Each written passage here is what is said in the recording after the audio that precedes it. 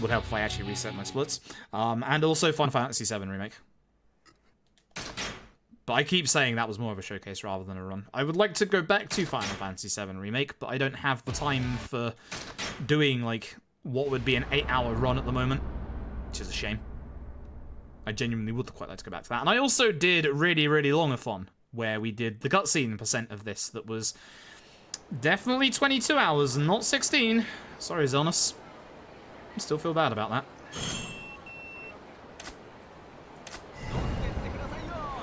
I am very happy that you would say that about my commentary from that, because on my standards, I was not happy with that run in the slightest. I'm very, very angry about how that run came out.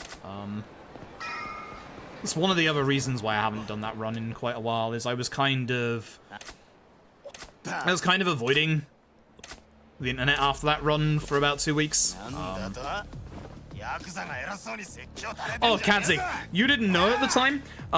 In Discord, they were trying to wrap up and saying I was just farting around when I knew I was going to darts, and it's just like, oh god. I was trying to stall so hard, I was like, is this around the corner, I promise? Attack on Titan it might have been, because Attack on Titan was the run where we world recorded. I've put Attack on Titan to bed now thanks to that run. That was an insanely good run. It's like, of all the things that actually went well at ESA together, it was Attack on Titan that I hadn't run in like 2 years. No, 3 years actually, because of AOT2. I needed to hit him once more because I missed the early hits. So. You stop hitting me? Nice. That salvaged this from being absolutely diabolically bad to being just awful. Are you doing well as well, Bob? In my recent runs. Yeah, ever since ESA together and really, really long-a-thon, the only thing I've been doing is Yakuza 0 runs and bingo. A little bit of Yakuza 5 learning last night, but that's because I woke up really late and still under the weather. That's another thing that I want to just point out, is if I do sound like I'm a little ill still, I am. I'm not fully over this cold. I'm feeling a lot better than I have been the last couple of days, but I've got this like lingering migraine at the moment that won't go away, and then I'm still a bit nasally. Not as bad as I was, but no, it's not the thing. It's just a common cold. I always get them at this time of year. When the temperature massively changes like this, my body gets thrown for a loop. Happens twice a year. Happens around this time and also happens around October. That's a good question. I did the run on easy, and I would probably want to, when I go back to it, I would probably want to knock that time down a tiny bit. But honestly, the one that kind of appeals to me is normal. And that's mostly because of the fact that the HP gates in the fights are, they're really easily hit, because obviously bosses have lower HP, you do a little bit more damage. That's not to say that there isn't any skill in it, it's just I get annoyed when it's the same in the Yakuza series, and especially like with certain bosses in this game, where you get to a certain HP threshold and you can't actually finish the fight until the boss goes through its own motions, and it's just harder to hit those bits on normal. There is absolutely nothing wrong with running a game on easy. Like, I run the Yakuza games on easy because, ironically enough, that's the fastest way to do it. Like, there was massive backlash to both me and my friend Cosmic. I did the DMC5 run for ESA, and Cosmic did the DMC5 run for GDQ. We both got massive backlash for doing the runs on Human. I did the run literally about 2 months after the game came out, so we didn't have proper routing for harder difficulties, for one thing. And two, like, Human difficulty is the fastest difficulty. Does that mean there's no skill involved? Hell no. Like, you can very, very easily mess it up quite easily. Like, it's the same with any game. Like, even like on easy for the Yakuza games, they have so much optimization. Is the run different than the harder difficulty? Oh, of course. Like, of course. I'm trying to do stuff ahead of time. Oops. Yeah, exactly. It's like, there's just this weird, like, subset sometimes of people that get upset when a runner does something on easy. Because, like, again, without spoiling the actual game itself, Yakuza 6's speedrun. Let's talk about Yakuza 6's speedrun for a second here, because everybody knows how much I love this. Yakuza 6's speedrun is completely sadistic. So, the way that Yakuza 6 does things is a little differently than some of the other Yakuza games. Yakuza 6 starts you off with a base 100 in every single stat. There's 5 different stats, and the most important ones are obviously attack and defense. With Yakuza 6, for optimal speed strats, we pick up 2 pieces of equipment. One piece of equipment increases our attack by 25, the other by 30. Now you might be wondering, you know, that's pretty nice. What's the downside? The downside is that both of them reduce your defense by 50. So you cut your defense from a base 100 to half. And in the speedrun, we don't get anything to negate that effect. Which means that on Yakuza 6's speedrun, literally on easy, you can get free shot by the penultimate boss of the game. So for anybody who says that running the games on easy is laughable, oh, you don't even know. I love 6's speedrun for all the wrong reasons. Yeah, it's kind of weird, and it's not like... You'd think with the DMC community that the stylers would hate the speedrunners with a passion. They don't. Like, every styler that I spoke to, like the people who focus on like the combos and stuff like that, all absolutely cool. Like, they appreciate and acknowledge that it's a very different kind of run than trying to do, you know, the best combos and get S ranks. Or, like, triple S ranks. I don't like that she was spawned in the way, though. Heck. Like, it's literally just... It's literally just, like, a whole completely different thing. And it's like... It's a shame that people rip on it just because, you know, oh, you're playing on human difficulty? Oh, dude, that's so weak. It's not. Actually, like, it's really not. To be very good at any game, no matter the difficulty, is a real impressive feat. Hey, Dice, yeah, it's the end of the story. Yep, it's to the end, it's Shibusawa. Yeah, you're not wrong, Tap. You're not wrong. And yeah, same now. It is that kind of road rage, isn't it, heck, of just like, ah, the light is yellow, there's no civilians, you can go now! Ah, Cosmic's the lad. Cosmic's a good lad. Cosmic's my boy. I like Cosmic. His run at GDQ was phenomenal, by the way, of DMC5. You should go check that out later.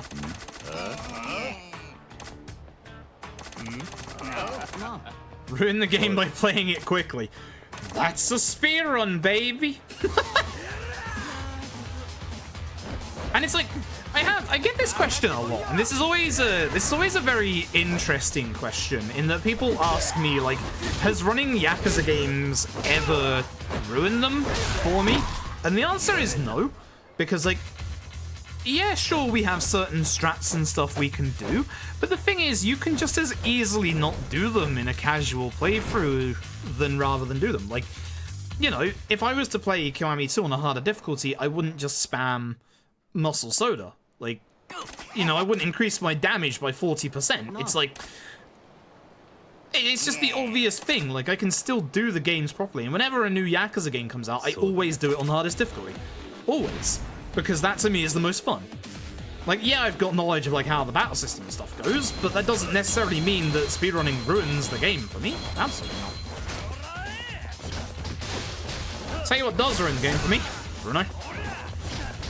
Hit the wall. That'll do. We'll take that. We'll take it, we'll go. It's not the greatest, but we'll take it. That's the second best Bruno you'll see today. Yeah, I was actually surprised. It also depends on the DMC run. I always wanted to run a DMC, and then I decided on DMC5, and DMC5 is not the easiest DMC run, but it's not the hardest either. Hardest is probably free. I was gonna do free, and I've been watching, like, Cosmic learn free, and, like, my god. I was not expecting, like, free to be that hard. Genuinely hard. Kind of ironically the same here, where 3 is the hardest one. Yeah, DMC5 is a lot of fun. Okay, no fight spawn here. I couldn't tell because the civilian spawn that you can see the subtitles for was a bit further away, so there was a potential that the fight spawn was going to be in there. Yeah, exactly. Like, that's why I will always say to anybody just getting into the Yakuza series, you play it the way you want to play it. Don't ever let anybody tell you how to play it. Don't ever let anybody say to you, oh, the minigames aren't worth it, they're not fun, just do the story. Never let anybody tell you, like, how to do it. You play it how you want to do it. And that's the nice thing about the Yakuza community as a whole. Like, us, quote-unquote, old guard who have been here since the PS2 days, we just want people to play the games. We genuinely don't care. Like, just play the games, please. Doesn't matter what system, just play the games. Like, there was some really dumb comments after it got announced for Xbox, being all like, oh, exclusivity doesn't mean anything anymore. Which is just like, 1, the game's already on PC, numbnuts. 2, it doesn't matter. Like, Yakuza is the kind of series that needs multiple platforms to actually grow and give you more bloody Yakuza games. You nincompoop. Literally, none of us give a fuck about, like, the games coming out on things other than PlayStation. We want it to come out on everything. I want Yakuza on the Switch. Like, I own... The amount of times I own the different Yakuza games, you're damn right I double-dipped on, like, everything that I could get them on. And, like... I don't care, I want them on Switch as well. Like, imagine handheld Yakuza 0. Imagine just being able to take your Switch with you on a ride with friends, like on a train, and then just doing some Yakuza 0 on a train trip. My god! That's so cool! So yeah, that's just why the Yakuza community is genuinely, like, one of the better communities that I've ever been in. Like, we literally just want you to play the games. Just play the games, please. Just, please do. Just be careful of the people on Twitter that start posting about Daigo's feet, alright? There's always a few people, and there's a couple that post about Daigo's feet. Don't look, alright? Shield yourself. Sometimes you go a little too far down the rabbit hole. You see things you don't want to see. I love the confusion that creates. It's a real thing, by the way. There's somebody, and I'm fairly certain I know who it is, who actually just posts about Daigo's feet. Even the localizers are in on it. It's great. It's really great. Just don't get why. I don't think there needs to be a reason. If you're wondering why I got 2 bits of alcohol there, it's for Chapter 2. We have to get some stuff ahead of time. Hey, Lumslock, hope you're doing well. 5 learning went well. I got a few ideas out of it, and then I got to the boring bit.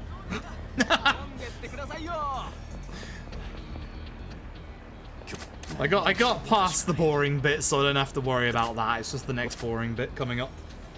The literal, almost, if not more than 1 hour walking simulator.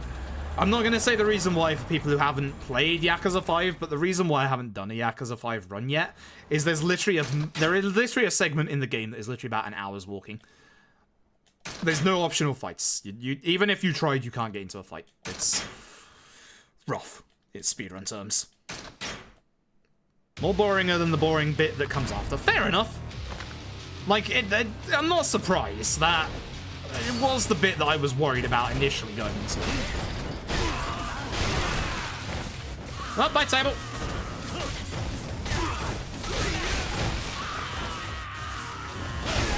There we go.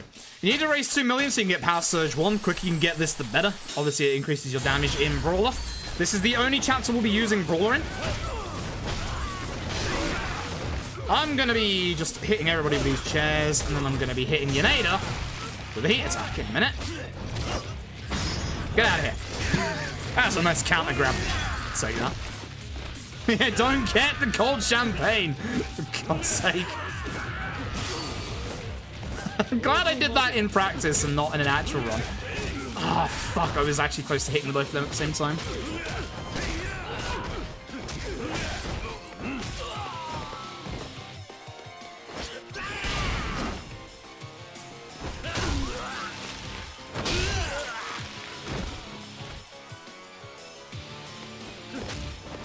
gonna dodge. Oh, he didn't for once, huh? Surprised because he actually got hit by the first hit. Usually if he gets hit by the first hit, he either dodges or guards. Unida actually playing nice for once. Realized we had a slightly slow Bruno. Thanks, Unida. Unida, the savior of the speedrun.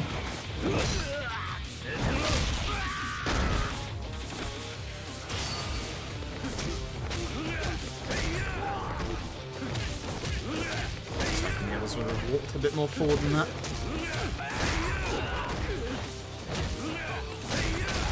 Good double. Surprised that actually hit.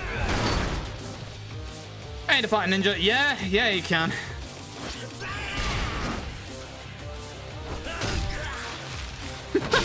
At least 6.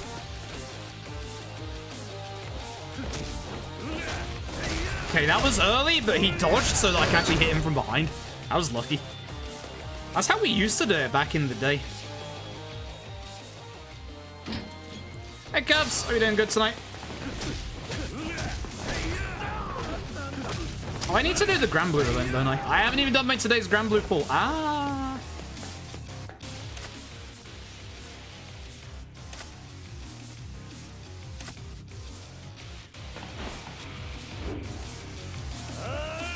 Yeah, this is the money gain you get normally when playing the game. Don't forget that you have all of the different multipliers that go towards it as well. Great. Like lightning fast, for example.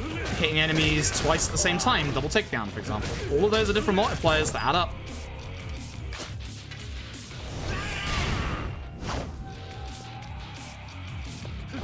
You can launch into a full combo for Unida here, and we can hopefully bounce him off the wall a couple of times. Not today, apparently. Hit him on the way up so that he actually doesn't attack. Then you can just dodge him. And heat move him this time.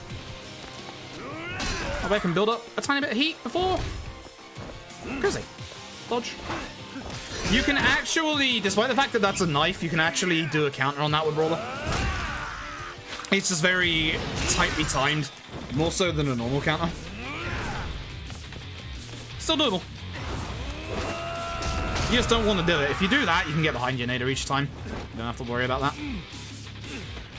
Save you from Grand Blue. I've not even played it for weeks. My Arkham tickets are almost full again. I don't like this. It's Golden Week. We'll give you double the tickets. Please, no. Please. I was down to 70 like 3 days ago, and now I'm back up to 86 again. Like, could you not? For God's sake.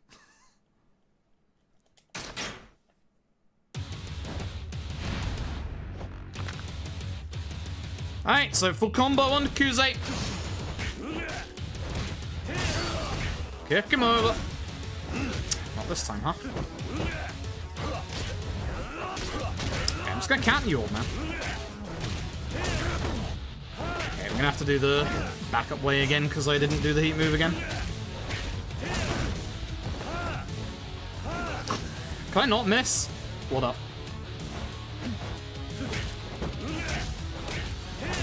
Let's not get greedy this time. Let's just do it. So the reason why you want to do the heat move there is so that you don't trigger the mid-fight QT here. Every boss gets a kind of heat mode to them, and when they're in their heat mode, they have extra defense, blah, blah, blah. So Kuze now has, like, way extra defense. This is gonna get hit by that.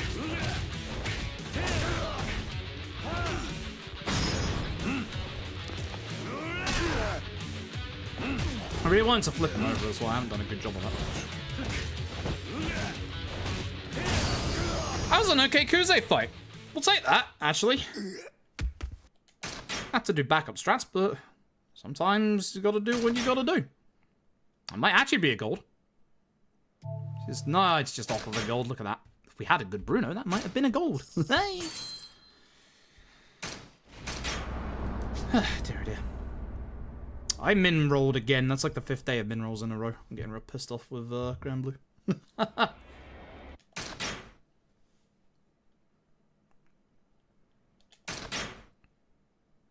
wait for the RPG. Yeah, Relink looks really good.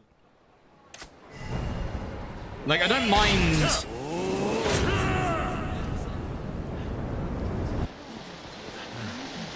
Those are supposed to be quiet.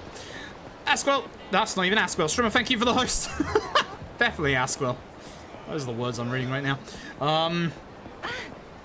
Yeah, I don't mind that they, like, redid it to be more of a Monster Hunter clone. That's fine by me.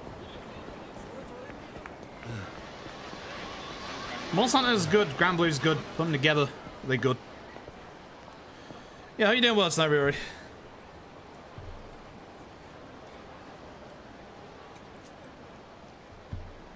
How far ahead we are, we're not messing around with Shakedown. We're going to do the optimal strat.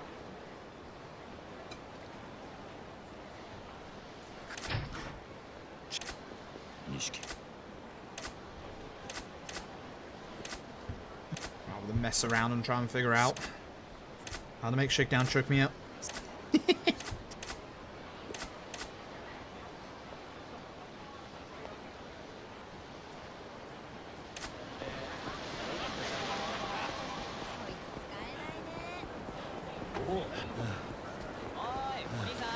You have to let go of your stamina there. You can just make it, but only if you have literally perfect movement.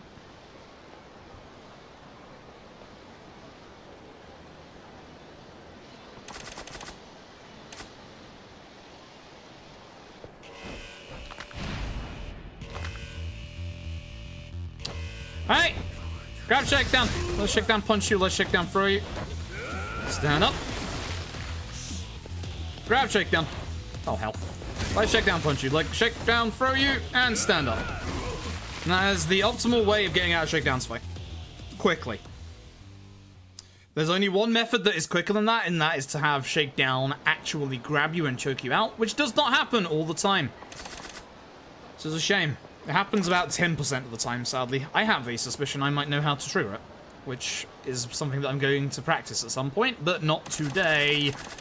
We're 30 seconds ahead. By doing this method, we only lose like 4 seconds, so it's not exactly that big of a loss. It's better than trying to rely on Shakedown actually choking you out.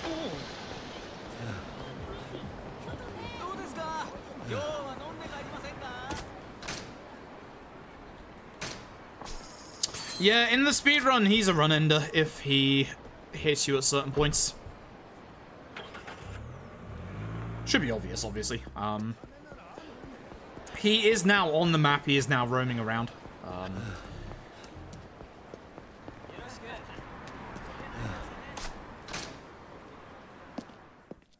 Like, we need to save money on Kiryu until chapter 13. So that's in like 3 hours time. So we really don't want to see, we really don't want to waltz into Shakedown. With Majima, we don't need that much money. We only need money up till chapter 4. But that still doesn't necessarily mean that if you get into a fight with Shakedown, that isn't the end of the run. Because if you lose, if you get into a fight with Shakedown, you are looking at something like a 30-second to 45-second time loss. Yeah, I haven't tried asking him nicely. I've always told him to fuck off. Not exactly the nicest of things, I admit. It's a bad fight spawn. Gotta save my stamina. Had to save my stamina so I didn't aggro them early and could get to the store. Alright, so we're grabbing a couple of things for later on again. The confectionery gift boxes for chapter 5. The sake is for chapter 2, which we are currently in. What you're supposed to do in this bit is you're supposed to talk to these two NPCs right here. They're supposed to send you down the road there. You then come back over here, but you can actually just go straight to Mac Bowl for the actual story point. No fight spawn. Okay. Okay, good. Sometimes you get a fight spawn here. I'm just being very careful about it. It's probably on the other side of the square if there wasn't one here.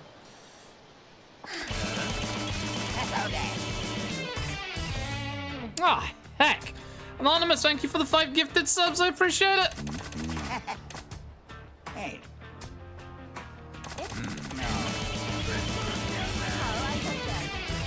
Well, at least it's not glitched out and loud.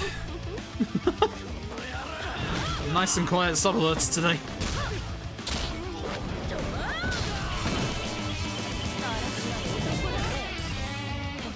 And it's gonna keep going off for a while.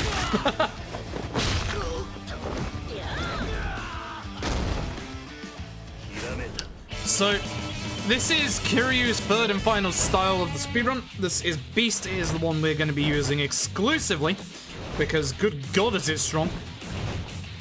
It is genuinely the most broken style in this game. And I will demonstrate why.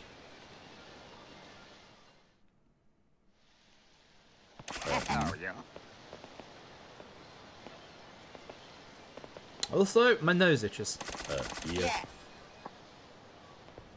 Nah, Beast is more broken when you factor in damage as well. Breaker's broken in its own ways.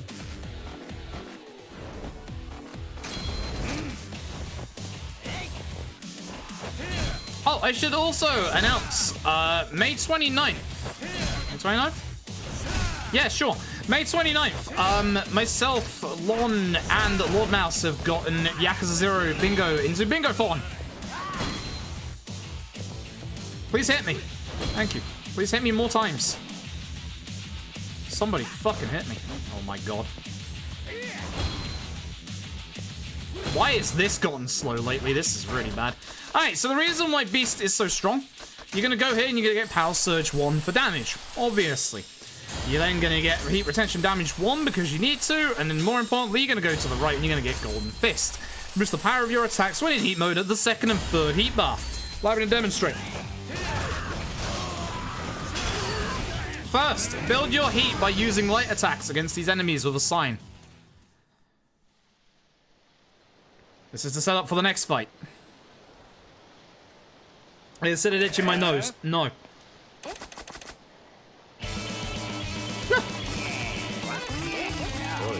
Oh, you think the Slugger is broken. That's cute. Words. Words indeed. Lenny, thank you for the 3 months. I'm going to show you just why Slugger is actually Majima's worst style. Doesn't mean we're not going to use it, but it's absolutely the worst of Majima's 3 styles. It is terrible. Actually terrible. Hope you're doing well, Lily. Hopefully school's not keeping you too busy. So, he moved. Watch his HP bar, by the way. Bottom right of the screen. Just watch this HP bar. Man's dead. Man's dead. And that's the whole reason why you want to build your heat up. So, you'll see it a bit more at the end of this chapter, but literally, Golden Fist is the most broken and OP thing in this game. As long as you have your heat at the second and third bar, you do an insane amount of damage. To the point where you can take these strats straight into Legend difficulty. This is what we do in the Legend speedrun. Funny that.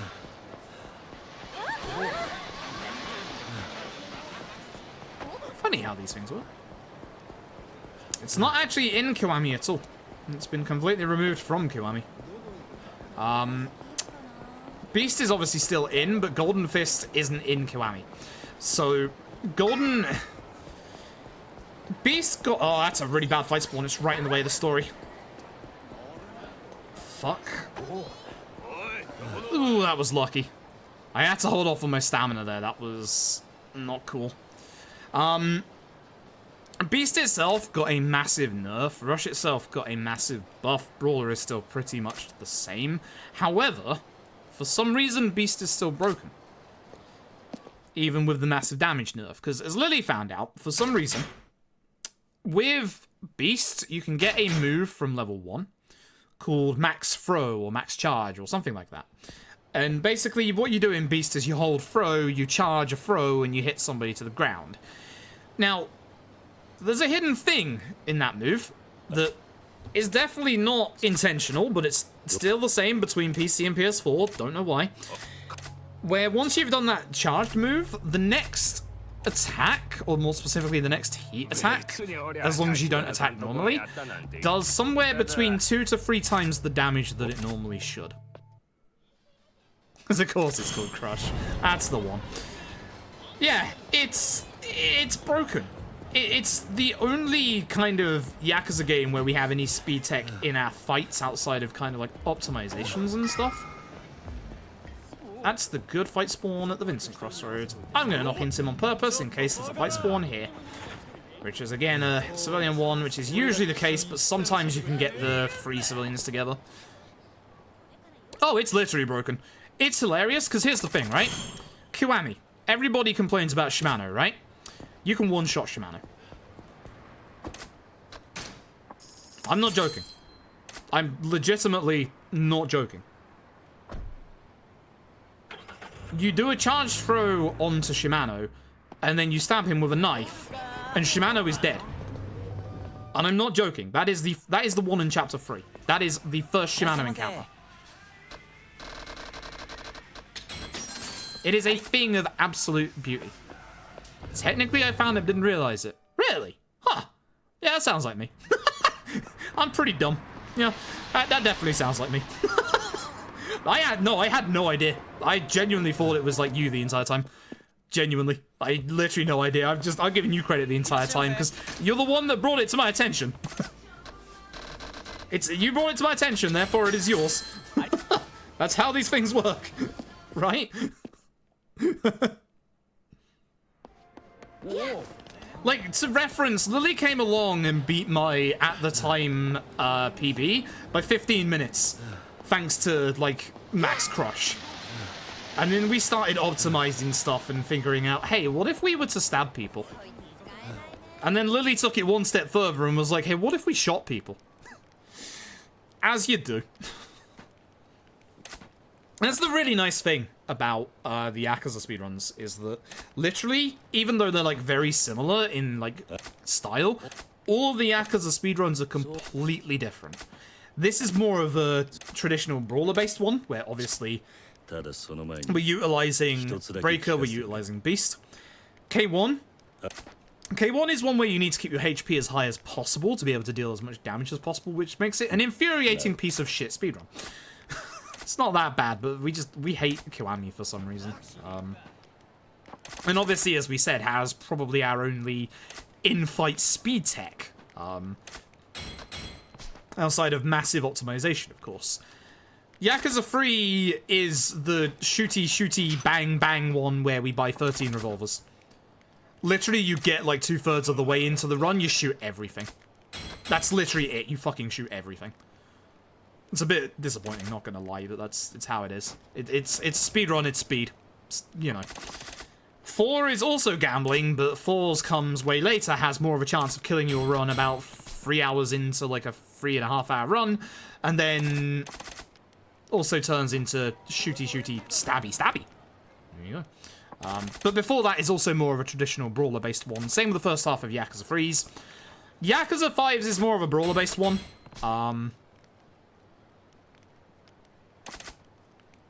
I can't really speak much about Yakuza 5 because obviously I'm still learning it. Oh, Kiwami 2. I forgot to mention Kiwami 2.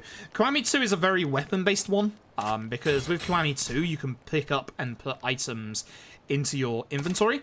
So I used it on Arase of all people? What? You know, I have an exceptionally vague recollection of why did I do that much damage to Arase. Why do I actually have that recollection? On Arase of all bloody bosses. That's cute. That's cute. That's very cute. So Kiwami 2, you can basically store weapons in your inventory.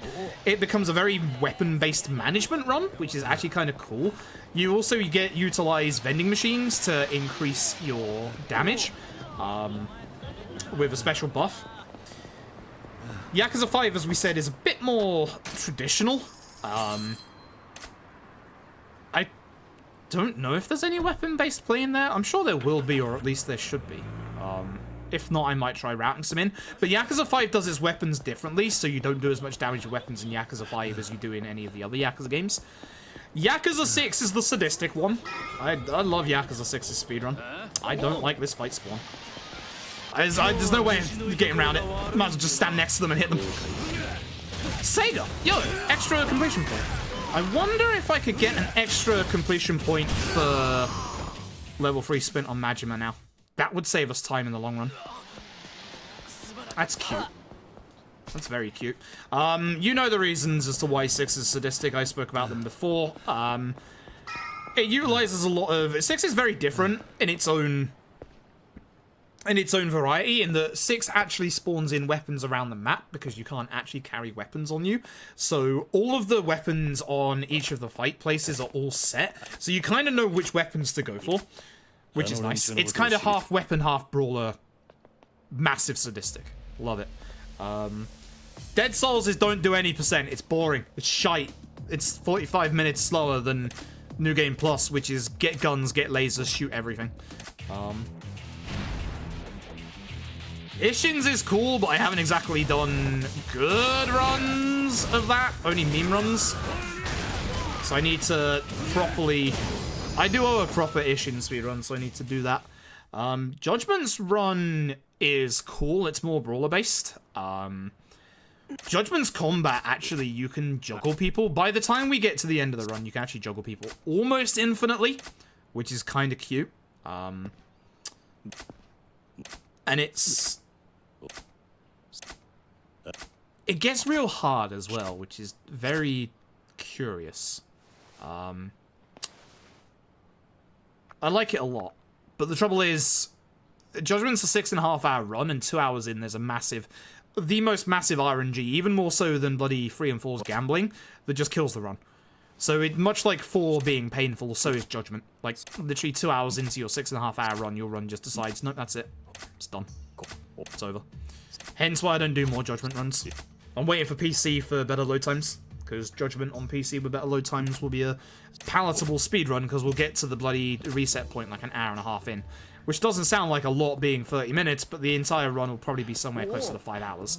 Much more palatable. No fight spawn means it's outside. Hold your stamina. Hi there. And yeah, I've noticed it, Bob. It's the hot topic of today's stream. It's been...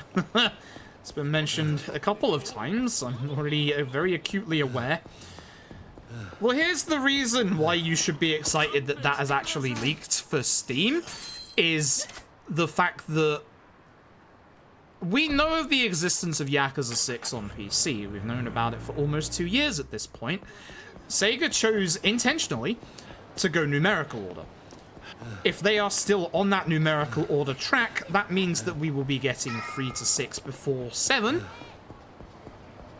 And if you remember how... That's a very bad fight spawn. That's an exceptionally bad fight spawn. Okay.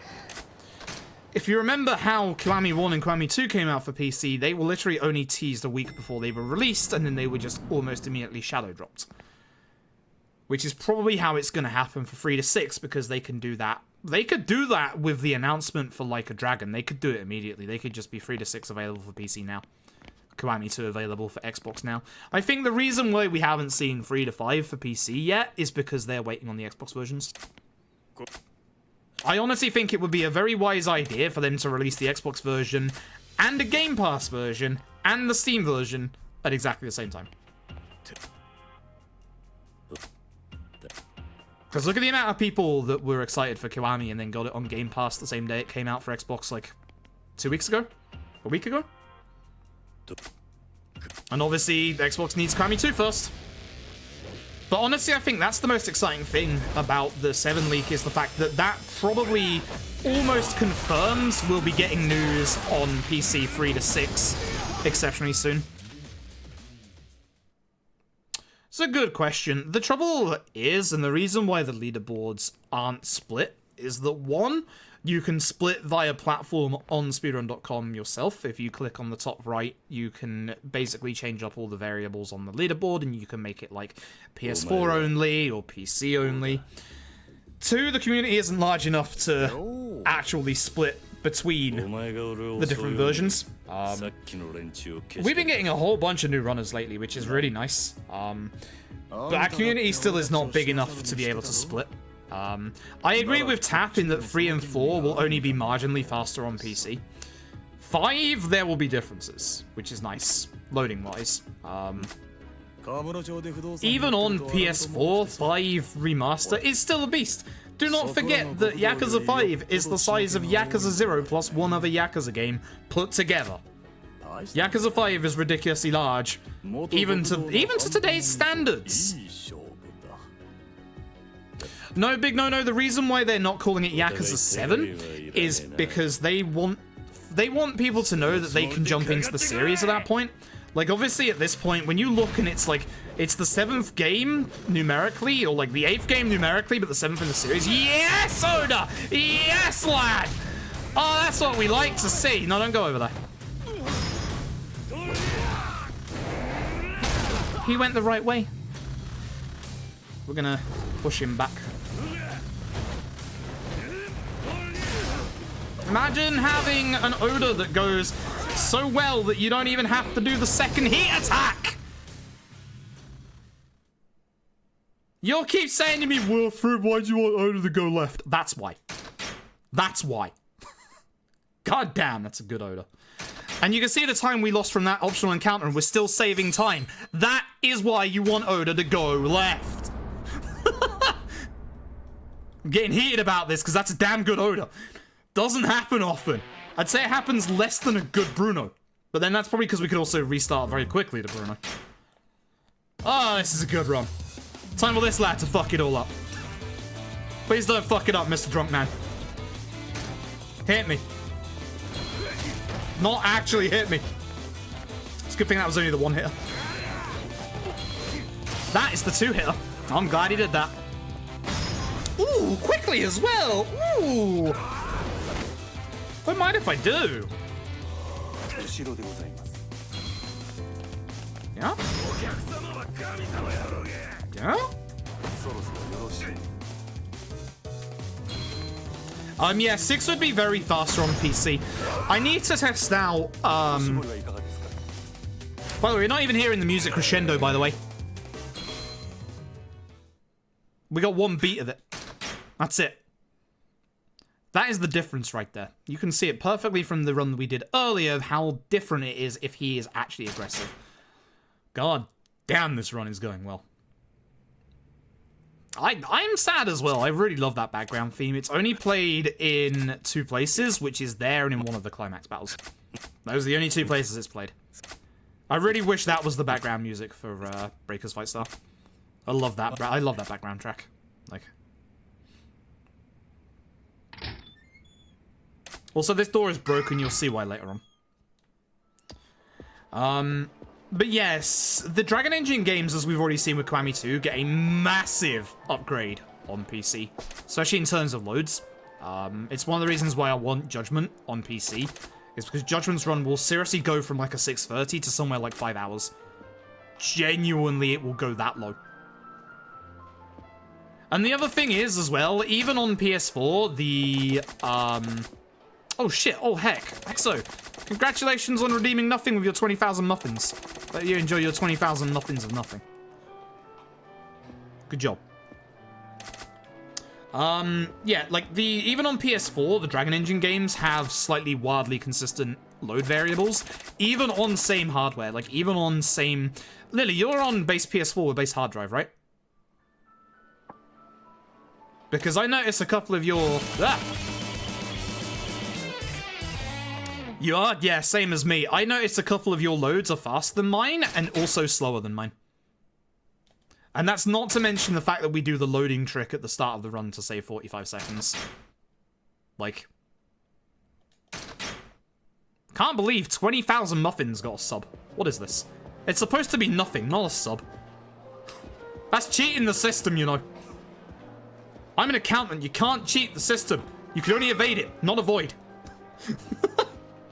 Thank you very much for gifting the sub to Heck. I appreciate it. I mean, I would play that ad not in the middle of the run. I still have my standards, you know. I still have my standards. All that bitching about people playing ads in the middle of their speedruns, I would still wait until I'm done. Yeah, the loads are, like, super inconsistent. Like, even on the same hardware for the PS4 Dragon Engine games. Hence why... Hopefully, Votus's load remover has no problems, because then we'll have a nice even playing field even on PC. So shame that we can't get a load remover for console. Console is as console do. And I'm not as obsessed as the Nier community to manually remove loads. If you want to do it yourself. Please go in the corner. I did the wrong order of moves. I think I know why I've been getting this move twice now. We're gonna figure it out.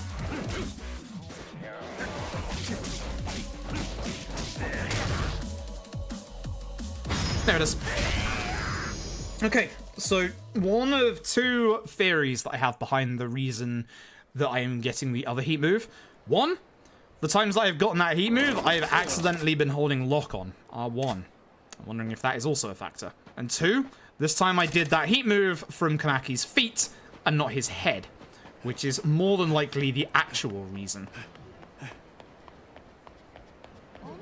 I'm fairly certain if you're close to his head, it can count as being behind him for some bizarre reason.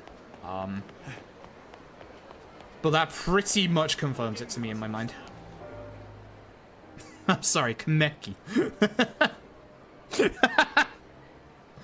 Oh, dear. But yeah, like, Verse has done a load remover for Kiwami 2 because apparently it's a lot easier in Kiwami 2 than it is in 0 and K1 because things aren't the same, because why would they be the same? Why would they be the same? So hopefully that works fine. I need to do like actual runs with it and testing with it. Because for those who don't know, the reason why we don't use in-game time for timing on the leaderboards is that the in-game time in the Yakuza games is wildly inconsistent and is broken and can be broken and manipulated as well, which is even more hilarious. If you die in a fight, not only do you go back to like either the start of the set piece or the start of the fight, the in-game time actually goes back, and it can also go back even further. Nah, libido! In some cases. Chat, you get to libido early. I can't believe I libidoed. You don't have to look at libido there.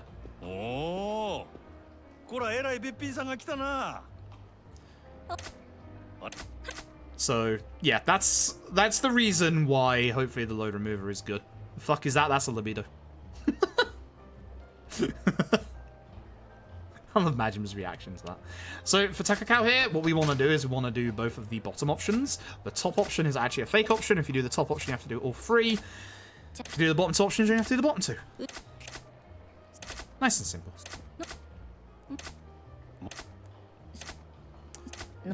I agree with that headcanon, Hexo. I'd still say that Kiryu is stronger than Kamurocho's libido. But that's only because that man is fully clothed.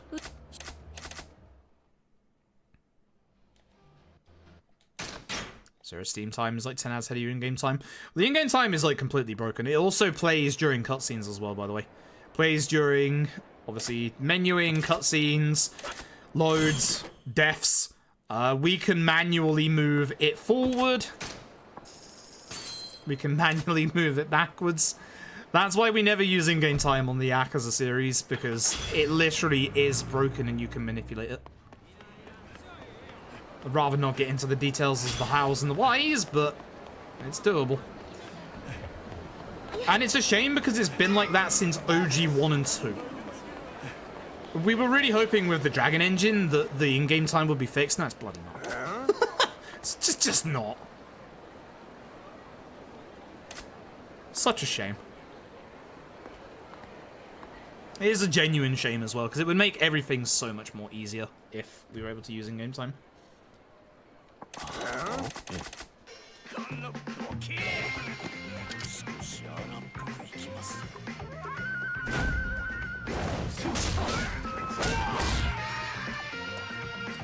Like, I would like to change between, like, the leaderboards between PC and console, but honestly, we just don't have the runners. And with all the different variables for consoles and PC, with, like, obviously SSD, HDD, Xbox One X, PS4, PS4 Pro, Xbox One, that would just completely butcher the leaderboards.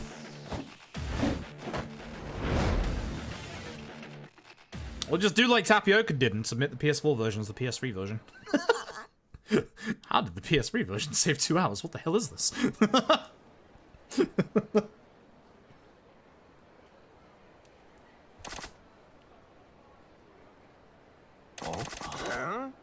Also, we're obviously not looking because we don't want to see the game before it comes out in the West, but there have been a couple of Japanese runners who have done runs of Like a Dragon already. About 8 hours, although that's obviously on PS4.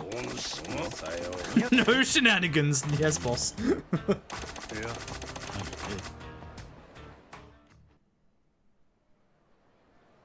I'm just glad we got the timing change on 3, because that was dumb. Why wait until the credits when the last hit is way before that? Especially with inconsistent loads. I'm just gonna play this safe and not let you do a quick jab on me. Uh-huh. Rather you didn't hit me on my ass twice. Yeah. So we're keeping Feihu away from the walls. This is Slugger. He doesn't attack if you hold your guard up. That's the problem. Don't quick jab. I fucking knew you were gonna do that. And that is why Slugger sucks absolute ass. And this is why Slugger is the absolute worst style on Majima. So that's a perfect way to show off the problems with Slugger in a fucking nutshell. Where, basically, with all of Slugger's damage comes in the strong attack. The last attack of the combo.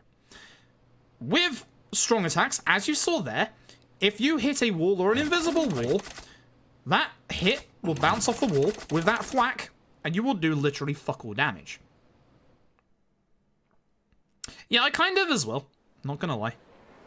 There's a lot of rules that I kind of put onto like Zero and Kiwami when I was first starting out. Like obviously no DLC items,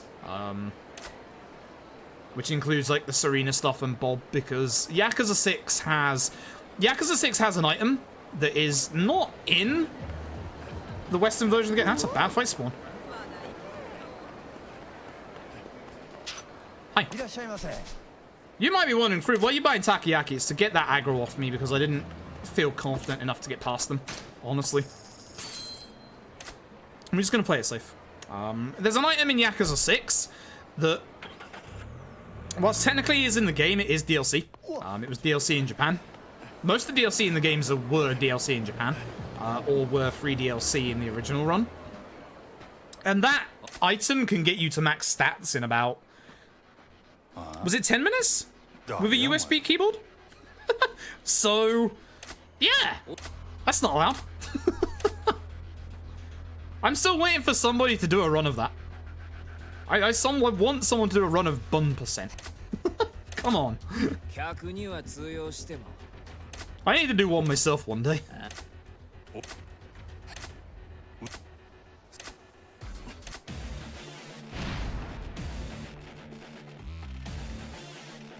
Okay, so we're gonna dodge back, give ourselves more room.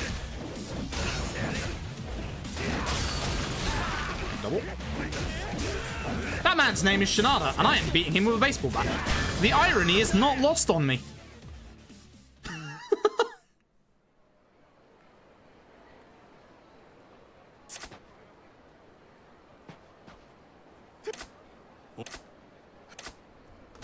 Oh dear, oh dear.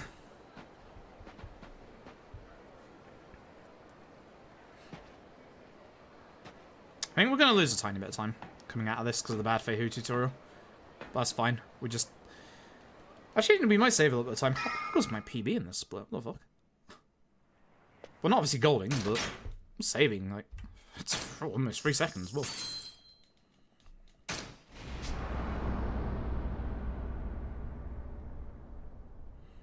Oh dear, oh dear.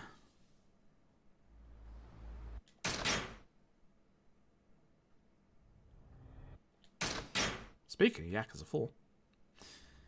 Alright. Hang on, I just need to mute my second, I need to sneeze.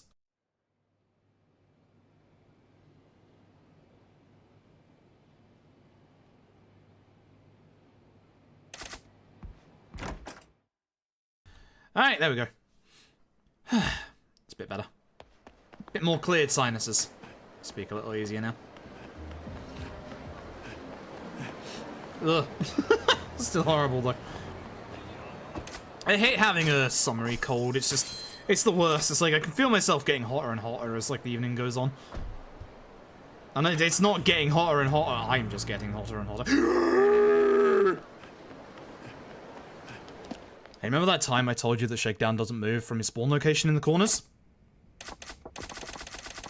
Yeah. Yeah.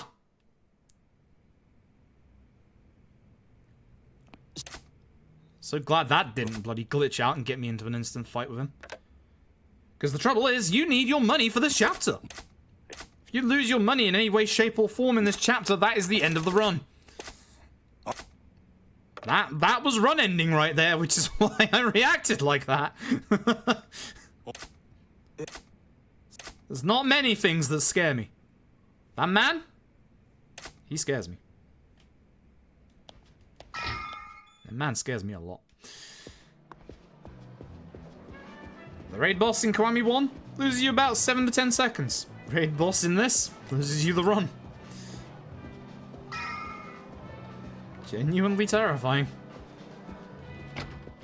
And the one time he doesn't become a problem is when you don't need money anymore.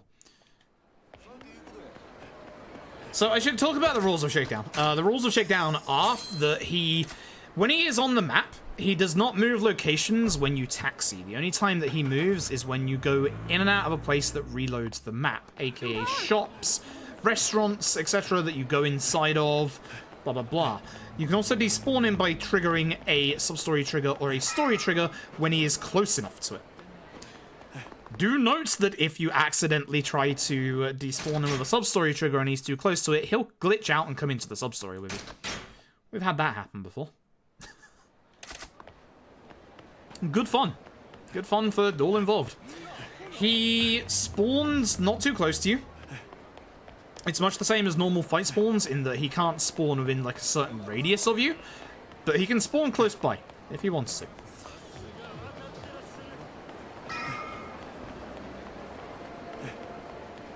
So you do have to be a little careful.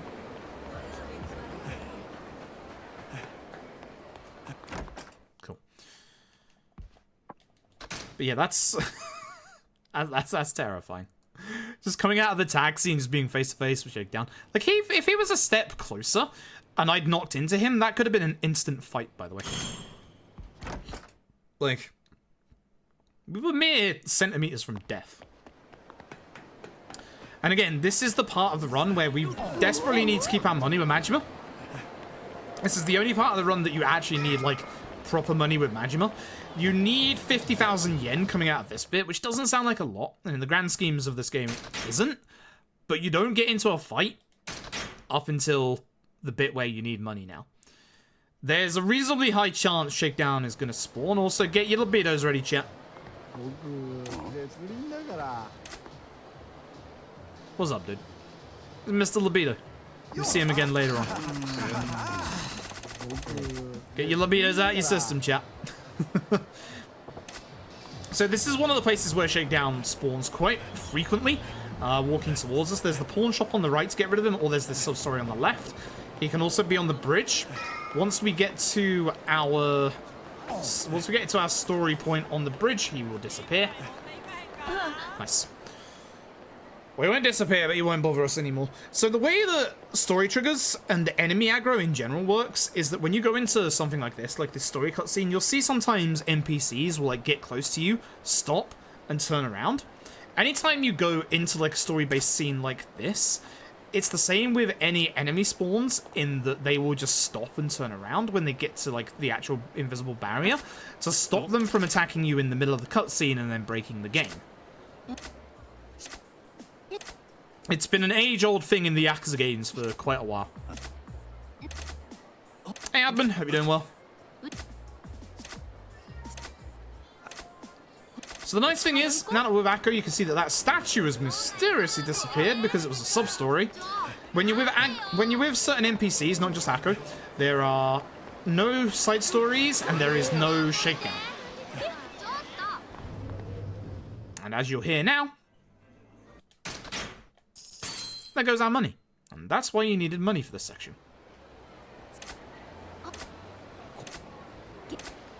Akko basically says if you're not walking around with at least 50,000 yen, then who the heck do you think you are?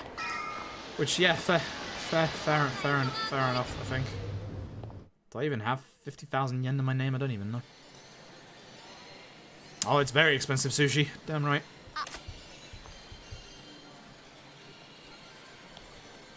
UFO catcher? なんやこれ?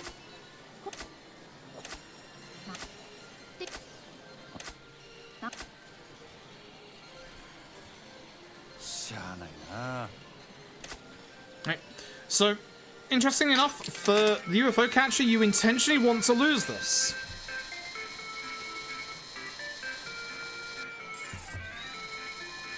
If you catch anything for Akko here, she actually has about 1.5 minutes worth of unskippable animations. You have to go through it once and then give up. If you don't have the money, the game will not continue.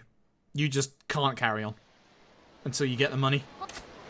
Hence why it's a run ender. Like, you have to go and find a fight, get into a fight, then come back and see her. Because we had a run where we lost the shakedown once because of that. Very, very long time ago. That's how we know. Yeah, you can mess with the physics of the claw system in a lot of the Yakuza games. 5's is actually really broken. It's great.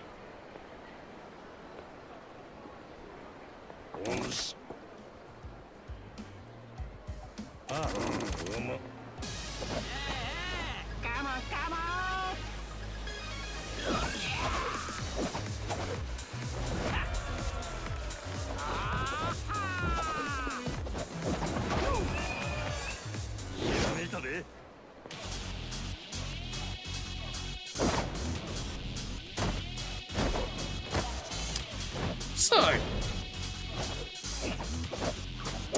this is Breaker. Breaker is broken.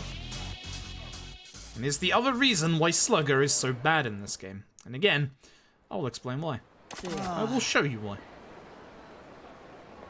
Flashy clip through the floor and come and grab and cram me one. Yeah, shenanigans like that happen in the UFO catcher. So the reason why the UFO catcher wasn't back immediately in the new engine was because physics are low. So we're going to grab Power Surge 1. This is going to help with the next tutorial and the next boss. That's the bad NPC spawn outside Maharaja again. Surprise! So this set of 4 NPCs right here is actually one of the worst. If you saw Akko walking into them right there, they are the only NPC spawn in the game that is a literal physical square. As in, every other NPC you can barge out of your way. These 4? Nope. Not only do they stand in the way of Maharaja, they also get in the way at Serena later on. All 4 NPC spawn.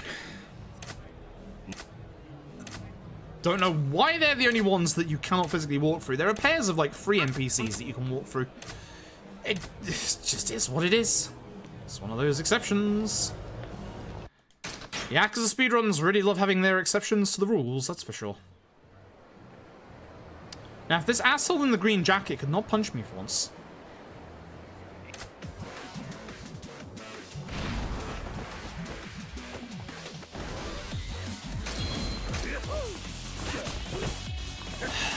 I guess I did call him an asshole. Not the move I wanted to do, but... Actually, I could have carried on with the move there. That actually might be quite quick, actually. That's something to consider in the future.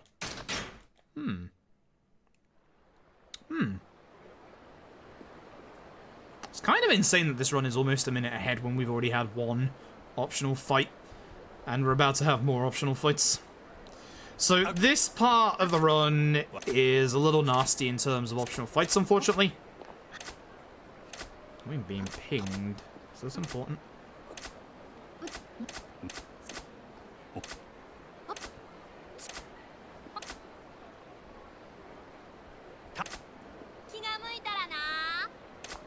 No, that's fine.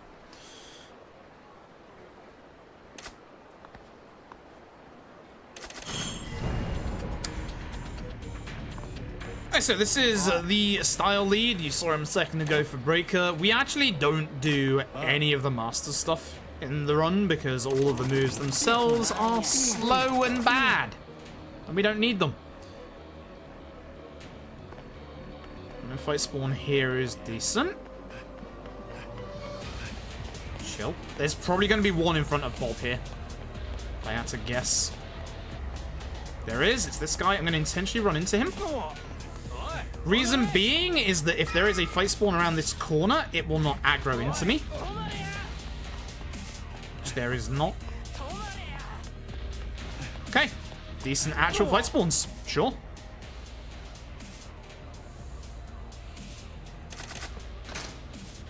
quite nice for once, isn't it? It's been ages since I've had a nice segment there where there's only been one non-problematic enemy. And Lord Mass, thank you for the luck. I appreciate it. How did your run go today? Hopefully it went well.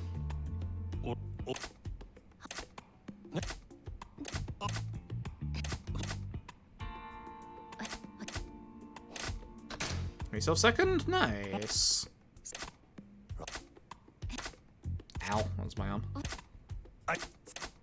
It's starting to get to the point where it's gonna be heavy grinding and heavy Bruno resets. 427, nice. Yo, sick. That's starting to get to the point where Bruno's gonna start to be a problem. You got a while yet, but you're getting there.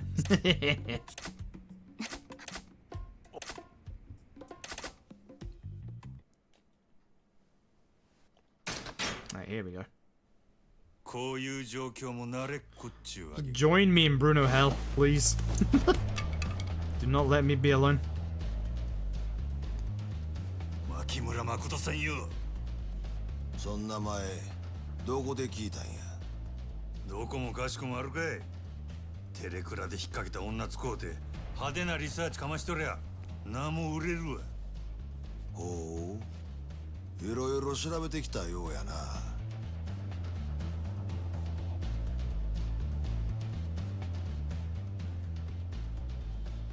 なんや、ずいぶん余裕やな。近江の鉄砲玉がなんか知らんが、的の店で気抜いとるような年老の殺し屋相手ならなおさらや。ん？悪いことは言わん。Alright, that's a good time for this host slot.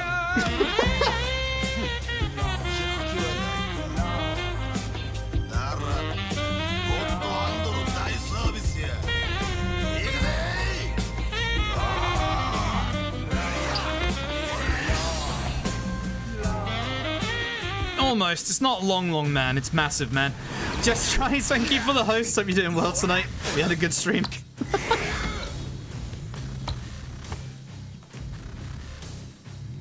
Alright, so if you're wondering why Breaker is broken, just watch his HP bar for a little bit. We're gonna try and push him this way into the furniture a little bit to do a little bit of extra damage. Now, every mid-fight boss has a QT attached to it, so you have to make sure you see it. The game will not let you progress unless you do otherwise, as you'll see in a couple of hours. When we're doing more than enough damage to mess up enemies. Here we're going to hope that the furniture breaks his guard. Yep, beautiful. Yo. It's a nice Wen Li right there. Very nice Wen Li right there. Right, so, with this fight, I can talk about the tier list of enemies, because this lad has a gun. Guns, as you can probably guess, are bad. Tier list of enemies. Gun enemies go first. How are you not dead? You are dead. Hi. Okay, gun enemies go first, because obviously guns are problematic, can shoot you from across battlefields, stuff like that, blah blah blah. In tier 2 are knives and shock weapons. This does include throwing knives as well, but it's usually normal knives that stab you and keep you on the ground unless you are brawler as Kiryu. And obviously stun weapons, which are faster than you with Beast and Kiryu, and then just annoying in every other circumstance. Also, that's the last of the money we need on Majima, apart from the money that we need to Taxi. That's it. Is that combo? That is the triple light strong combo. It is broken, as you will be seeing for the next 3 hours. Hopefully not 3 hours, because then that means we're going way over. But as you can see, you can cover a lot of ground with it. I don't like what that guy decided to guard. I call Makoto. I was intentionally waiting for him to attack so that I could... Nice hyper armor. I hate you. You're my new favorite enemy that I like to hate, apparently. Nice. So, basically this combo here does massive amounts of damage, and also, like, you can basically cover massive distances. This also means that whilst attacking, you can also get behind an enemy, behind where they're guarding, and break their guard. It is easily the most OP combo in the game. As far as combos goes, damage-wise, obviously Beast Furia is like way more ridiculous and disgusting with Golden Fist. Just learning Yakuza. Well, I hope you're enjoying the Yakuza games. The Yakuza games are fantastic. As a warning, even though I've played all of the Yakuza games available in the West and also the PSP games in Ishin, I don't talk about the plot of later Yakuza games when I'm speedrunning an earlier game. I'll be talking about the plot of this though, so if you haven't finished this, be careful. Later games, off the table. Games here and before this, fair game. This is the first one, so there's no game before this one. Spin-offs also kind of fair game, I guess. I don't like how close they are. This might be... No, we're good. Yeah, we're good. So, in the stealth section, what you want to do is you want to get to the other side of the stationary enemies there, to this fight here, before they aggro onto you. This way we can actually skip an entire fight coming out of this. It's nice that Maxwell gets her HP back, because she took a couple of hits. So one of those guys was feared, Purple Aura. One of those guys was aggroed Red Aura. Aggro guys with Red Aura get extra hyper armor, but also you know they're going to come after you. So I intentionally went for the guy that was feared, even though he had less HP there. That's a really good time to hit that. That's really good. In the middle of this one, nice. I hope you're enjoying it. For this fight, it's a little problematic. As you can see on the minimap, there is one guy that is quite far away, so I'm just going to start with this guy and then move out a little bit. He's feared. I probably should have gone for him first, but it's fine. It's usually a 2 combo for this fight. Sometimes you can get lucky and get a single combo, but it depends on the guy who's furthest away running to you. Now, because I put them to the right, I can now run up this corner a lot quicker. You can see the enemies running towards us. But because we were on the corner for that fight, we can easily get past without them seeing us. Skipping that fight as well.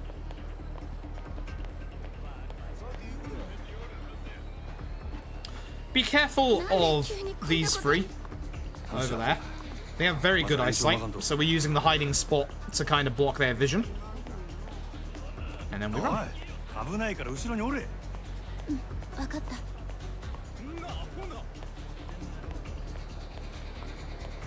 QTE coming up. Don't fail the QTE, otherwise you get an optional fight that you have to do.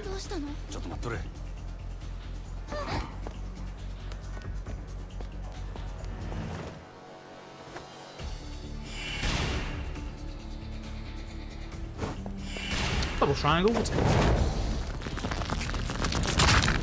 Not dead, just sleeping, by the way. You see him on the right. He's just sleeping. He's fine.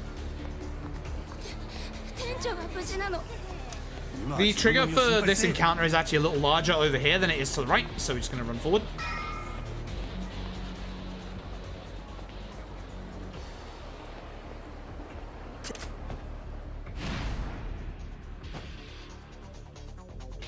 Gonna start on these 2. Try down. That one's moving away, so we'll move a little more south. Get these 2 instead. I cancelled out of my combo intentionally because I can go after this guy whilst the aggro guy walks after me.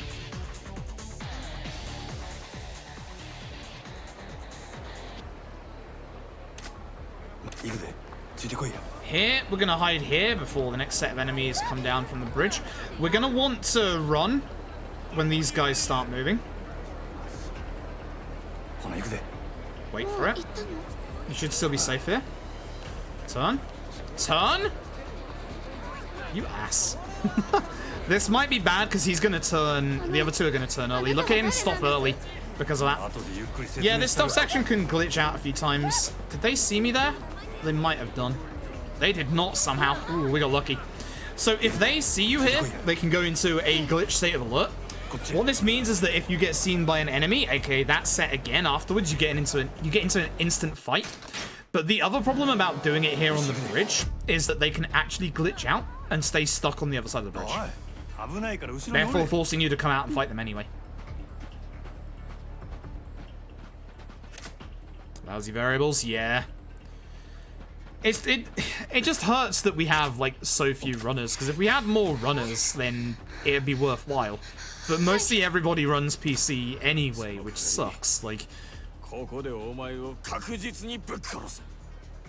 That's the nice thing about speedrun, is that you can filter via the platform, so you can make it like PS4 only.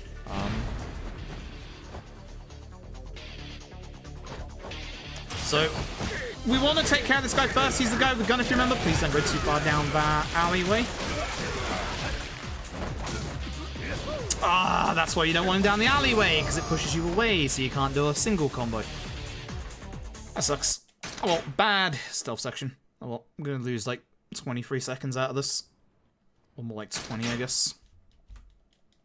21, okay. It would have been 20 if I hadn't messed up, skipping the cutscene. Oh well. Oh well. But it would be nice to get a bit more accuracy on the board. It's such a shame we can't use in-game time. It really is. Changing a board, you mod 4 couldn't work out whether the new value set was only shown runs one of the variables. Turns out you need to set none as default. Reminds me of the time when I changed Kiwami to HDD and SSD.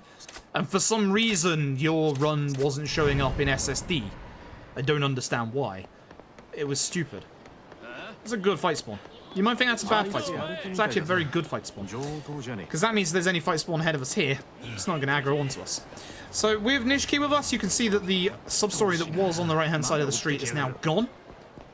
Now, because there's no fight spawn out here, that usually means there's going to be a fight spawn inside of the alleyway here, so hold your stamina and then use it. Nice thing is you can see at the bottom the subtitles for a civilian being picked on. That was the fight spawn, it was behind us. No fight spawn here, that's nice. There's probably one around the corner, which we need to go to. So even though we're going to the suit shop there, we are making a very quick detour here. Hello, Bob. Don't get the items off, Bob. That's DLC. It's not allowed. Right, I've got my extra completion point, don't I? I wonder what I can do to get that extra CP for Maginal. I could do a little extra dashing. It would lose time a little bit, but then I'd be able to get level 3 sprint. Oh, is it worthwhile or not? That's the question. Need to have no variable set as default, or only sets the default. God damn. Yeah, we've mentioned it many times, Lord Mouse. It's absolutely broken. It's broken, it's manipulatable, it's not to be used at all.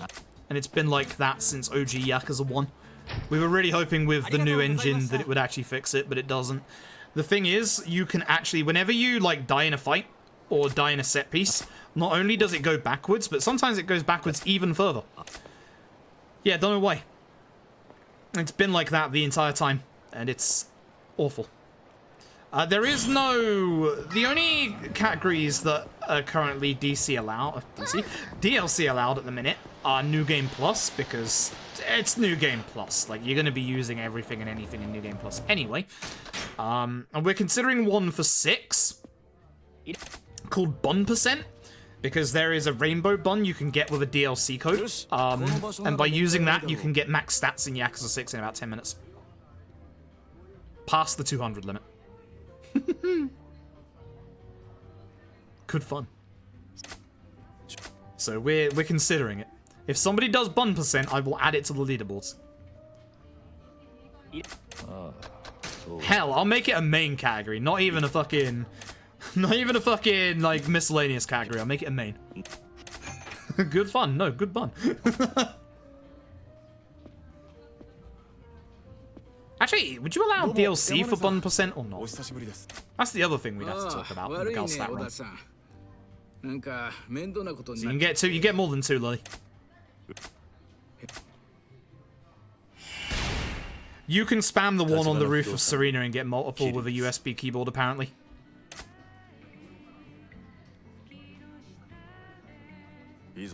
So you can literally, like, break your stats in literally seconds.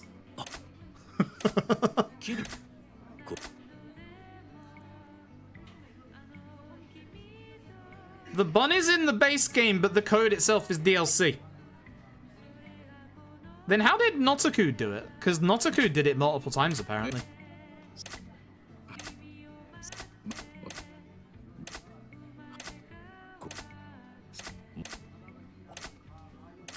It's me, you couldn't? Huh. We'll have to ask Notaku. All the games have DLC. They're the items that are available via Bob or via your hideout. Some of the games have a lot more broken DLC items than others. Cough. Kiwami 2 with a fucking rocket launcher. Cough.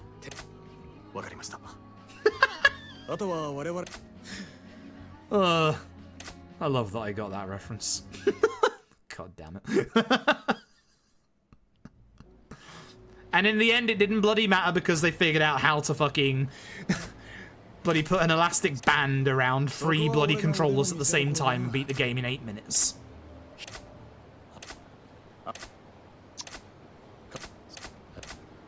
Yeah, go pick up the items from Serena. If you combine that with the item that lets you reload when you change weapons, you can have an infinite ammo rocket launcher.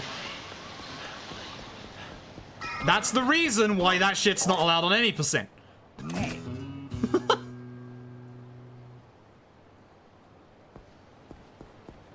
Just go get the 1k attack damage rocket launcher and just break the game. I'd be happy with adding any percent DLC runs. Absolutely. Like any percent with DLC, any percent without DLC. Like, just no one's ever done it.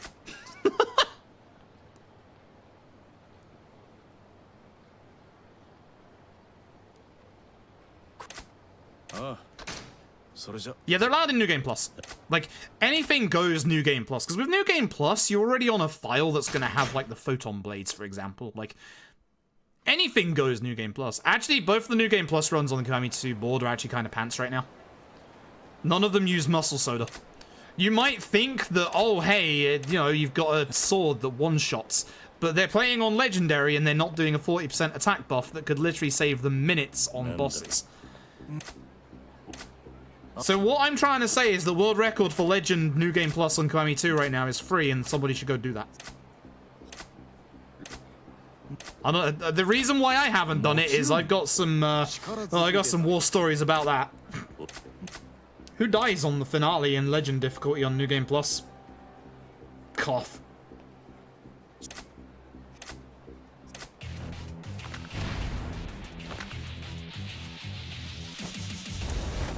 Hell of a run, I never want to do it again. Bike strats, thumbs up. Pick up bike, use bike. Everybody's dead. Yeah, New Game Plus on Kiwami 2 is like literally free. Remember what pace I was on? A 230 something. Was it 230 something? I think it was a bit faster than that. Christ. I think it was like a 250. There's a clip somewhere. There is a clip somewhere of my ultimate demise. Essentially, for those who don't know what happened, when you get to the finale in Kiwami 2, there's 3 enemies with rocket launchers. I was doing it on Legend, and Legend is literally you restart back to the last hard save you made, and... Did you know that 3 rocket launcher guys are enough to stun lock you forever? Because I do now. I do. Never again. I had not touched that run since then, it's just...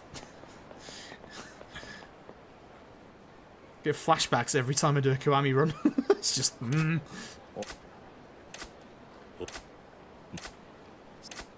doing any percent, it's just, yep, nope. It shouldn't have happened either, I just messed up my dodge. Messed up my dodge, got launched by one rocket launcher guy into another rocket launcher guy, and then he launched me, and then the other one killed me. Because don't forget, you're still on Legend, and those rockets do like a 30 HP even at max. It's the reason why I haven't done any percent Legend for Kiwami 2 is that run terrifies me. You will die in one hit in that finale.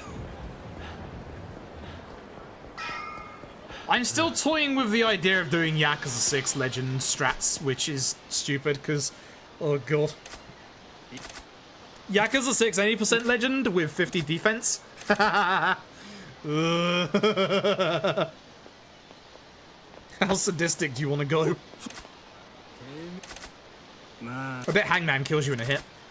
Oh, I kind of want to see that now. I kind of really want to see that now.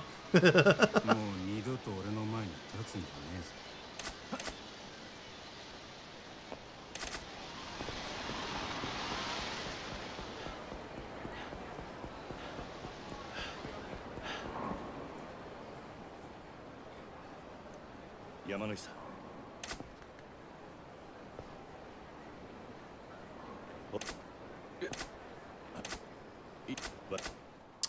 Alright, so let's talk about speed tech, because Yakuza 0 is one of the only games in the series alongside OG1 and Kiwami 1 that has legit speed tech to it.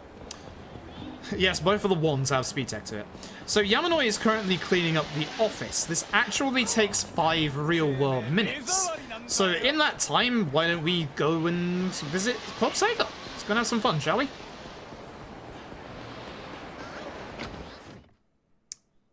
Let's go play some Outrun.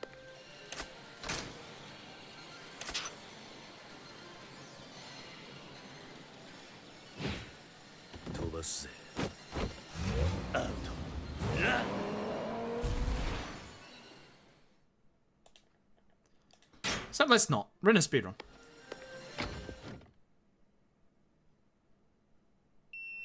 And we get a page, oh, oops, that's on the page menu, saying that the office is now clean, meaning we have just skipped a 5 real-life minute wait. So, that's our speed tech. It's not impressive, but it's ours. Oh, that's a fight spawn. Hi! Didn't see you there. I want this sign, because I'm going to hit all of you.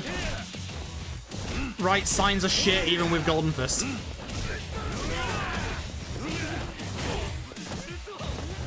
The other guy's feared as well. Well, this is a bad time loss. Hi. I'm glad you ran to me, at least. So, different activities in Yak 0 constitute a different period of time. Fairly certain it works for all games in this specific engine. It does not work in the new engine, sadly, but as you can see, the office is now ready for us. So, you'll find out why later on. We know it's between 8 to 10 minutes, but yeah, essentially, it's our speed tech. It's not impressive, you know, we don't backdash up some stairs through the wall towards the final boss, but it's our speed tech. We're proud of it. You know, it might not be like Kiwami 1, where we can break our damage by throwing someone. It might not be like OG 1, where we can literally throw a fat boss out of bounds. I hate those bosses so much. I wish we could do that in Kiwami. See how I stopped there? That was the NPC spawn that is literally a square of invisible wall.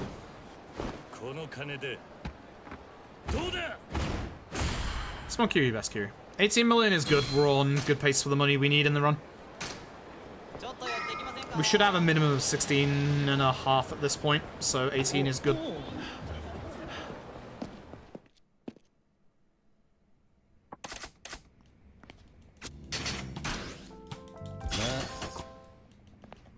That's the business stuff. We're never touching it again. So in the business bit there, quite wisely, they block you from being able to go into your abilities menu. So if you're being a clever sort and thinking, oh, 15 million, I'll just spend those upgrades on myself. No. Game doesn't let you. Game absolutely refuses. Alright, so we're probably going to lose some time coming out of this chapter as well, considering optional fights. So we're going to be up against it a little bit coming out of this chapter, unfortunately.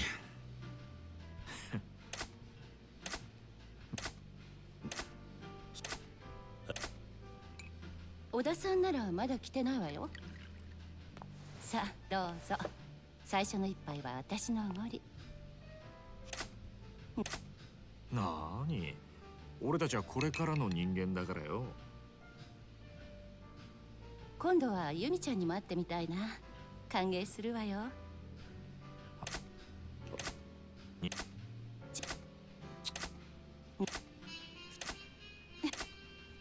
And then once you get drunk here, you can actually skip the rest of the cutscene.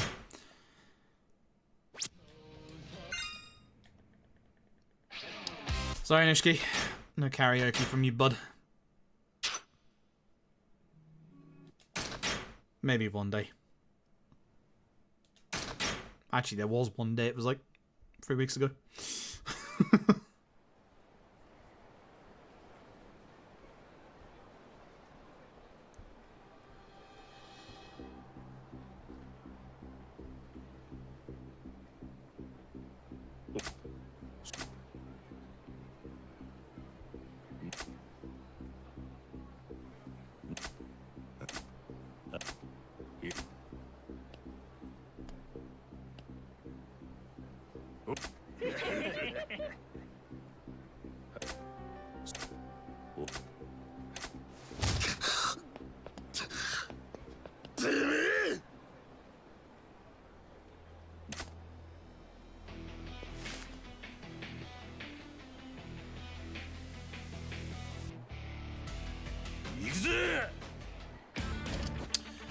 Alright, so you can see the guy we hit with the bike. He has a knife.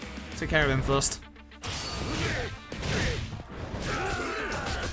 You know, I really hate when he interrupts my charge like that. But for that, we stab him with a knife.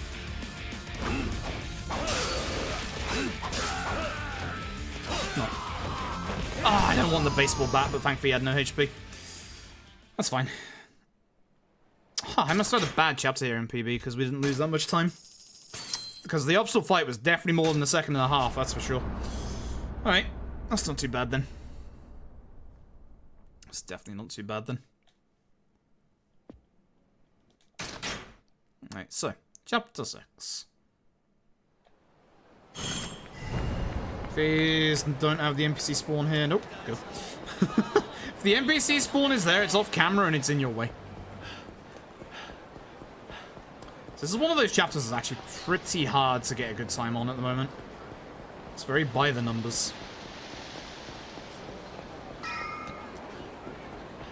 Looking around for fight spawns. None being out here means there is more than likely going to be one inside of here. So wait until we get to this line here and then run. Should give us enough stamina. That's the fight spawn right there. There was no avoiding him. Thankfully it didn't matter.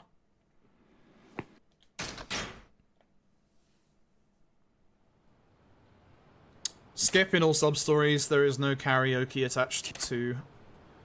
Oh no, no, with the hostesses, yeah, skip. You don't technically have to do Outrun and Space Harrier for the business stuff, you just lose 10% of your, area. So it's more worthwhile to actually do it, because it makes you finish up quicker.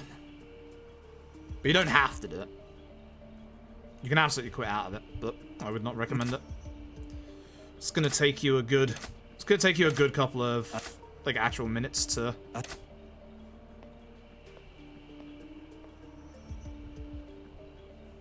don't know why my phone just turned on. I was having a conversation, just noticed my phone lit up, but there's no actual notification. And Google's spying on me again. Hey Google. Google. Thanks. Yeah, the hostesses have sub-stories.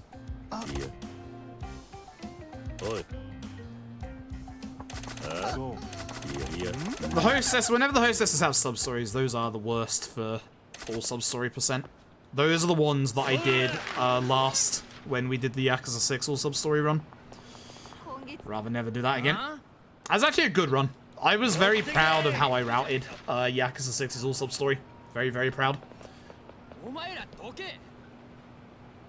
But it's also not on the same kind of scale that an all sub-stories for this would be. So we just learned Cash Confetti. Cash Confetti is very useful. Cash Confetti is a skill that allows us to eliminate optional fights. You can imagine how useful that is.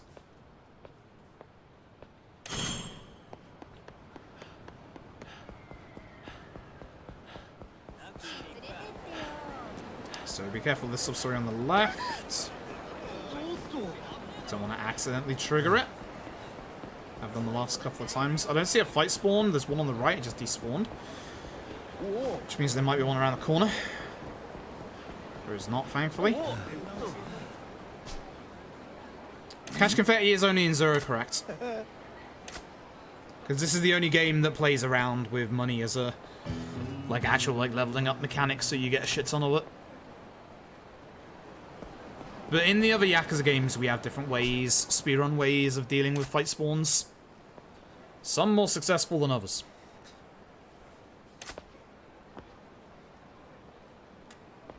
The Yakuzas that have ways of dealing with fight spawns are this, K2, 6, Judgment.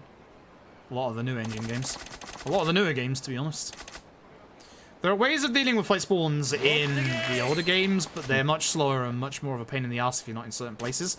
And those are essentially going in and out of shops or using taxis. So, not ideal. Speaking of not ideal, the JCC. Awful minigame. Completely rigged.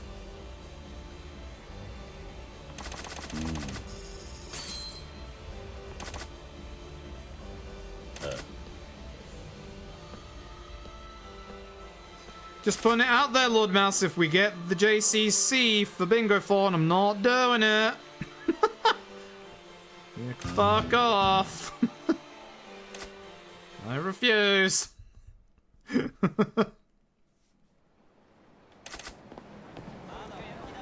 I'll do anything else, not the JCC.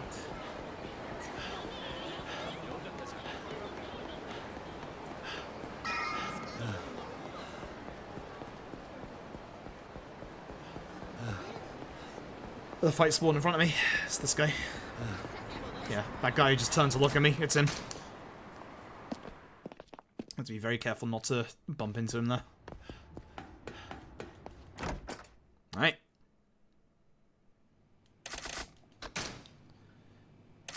And as always, with most Yakuza games, you will get yourself at some point a Kamurocho set piece. This is our one for 0. If you look at the radar, you will not see anything that is blocking us off, but we are actually being shepherded in any specific direction. There are no sub-stories on the map for this bit. Shakedown is on the map. Shakedown is still waltzing about that building. Well, wouldn't you bloody know it. I'm actually wanting to get his attention just in case. Thank you. He did not aggro onto me. That was a just in case there was an enemy spawn down here, but there isn't anyway, so we're fine.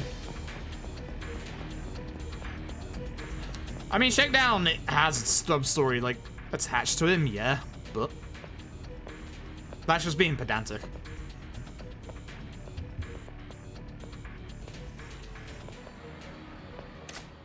Okay.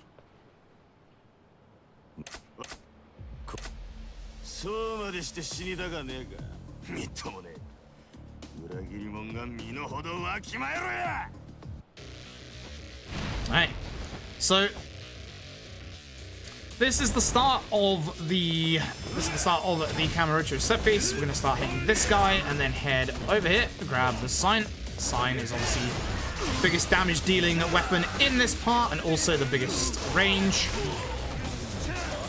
I think this guy will come towards me. Good. Yeah, correct. It's only the first time.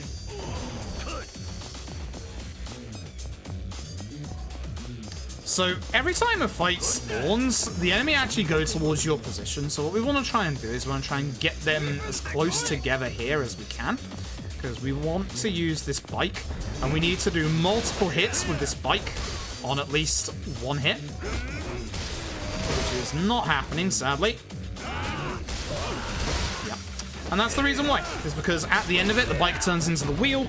The wheel has much less damage output than the actual bike itself.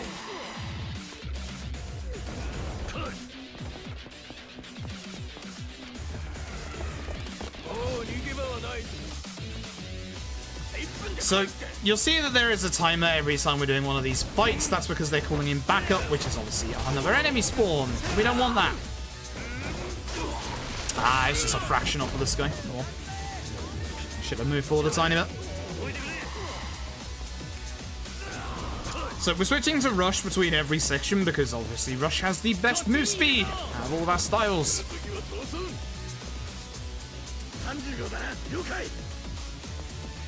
This one should hopefully go a little better. Now 2 hits for this guy. Perfect.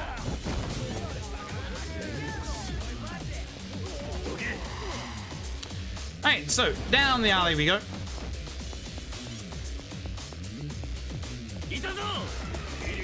Ideally, we don't want to knock any of these guys into the alley we just came from.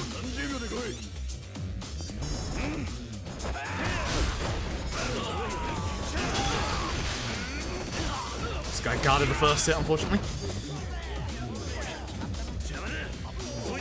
So despite the fact that the trigger for the next part is literally right here, we're still going to change to rush because we want to go all the way down the street. So all like good damaging weapons are. And here's our first instance of a large lad. Large lads are a pain in the ass. They have massive amounts of hyper armor. They also do that. That drop kick is one of the most annoying moves in the entire game. In the entire series. So what we're going to do is going to get this sign down to 1 hit and then do a heat attack. Reason being is that we want as much heat coming out of this fight as possible. So I'm going to hit him on the ground twice so that he has 1 hit left. Then we're just going to carry on, take care of everybody else. He'll come over to us, and there he goes. Not bad. I'll take that. Decent. We're going to grab a safety heal here. Just in case. Last few runs have been a bit painful. And now I'm going to shut up for one of the best boss intros in any video game ever.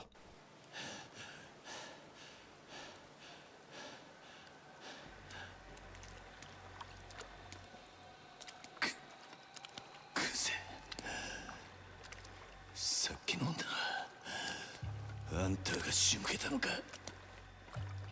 お前に一ついいことを教えといてやる。極道ってのはな、ボクシングとは違え。喧嘩に負けたやつが敗者になるんじゃねえ。最後まで張り続けらんなかったやつが負けるんだよ。ああ？そうだろうが。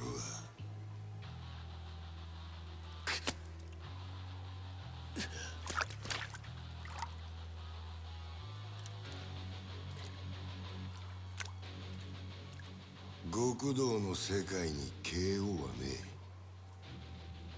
俺はな、キリ。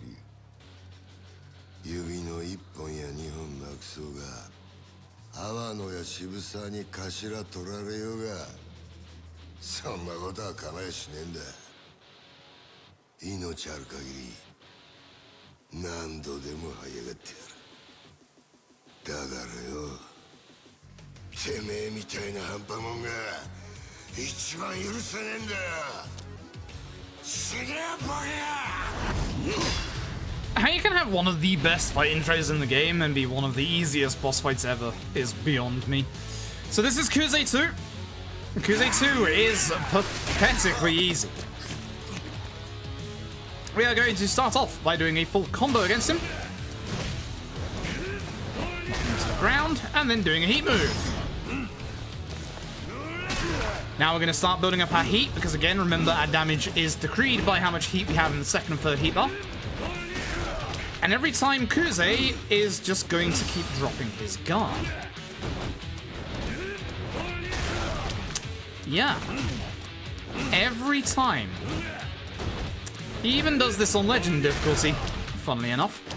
Back up to max. Heat move. This also is just before the part where he goes into his heat mode, therefore allowing us to do a little extra damage. Boom. Yes. That's a shame. Who gets hit? Kuze 2. Unbelievable. Shame. That was 1 hit off. I think I know which hit I missed as well. Oh well. But that's Kuze 2. That's Kuze 2. He's pathetically easy. Like, genuinely pathetically easy. I know which move I hit, the more I think about it. Oh well. Never mind.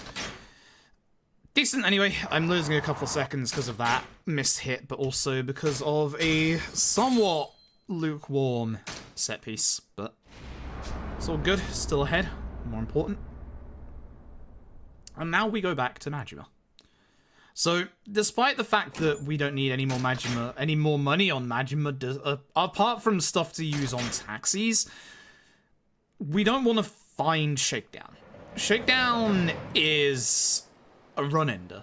Now, with the problem with Majima and Shakedown is that Sotenbori is a much smaller map, and it's also more of a square. So Shakedown's spawns are a lot closer to Majima than they are for Kiryu. So there's more of a chance of running into Shakedown. There's more of a chance of running into Shakedown around Sotenbori than there is around Kamurocho. And again, anytime you get into a fight with Shakedown, that's going to be a 30-second to 45-second loss. And if placed correctly, it's right before we go to a taxi point as well, which means we won't have the money to taxi, which means we'll have to get into another fight or actually win against Shakedown, which is also time consuming. Actually, it's not. Fighting Shakedown to Majima is piss easy. He doesn't even move.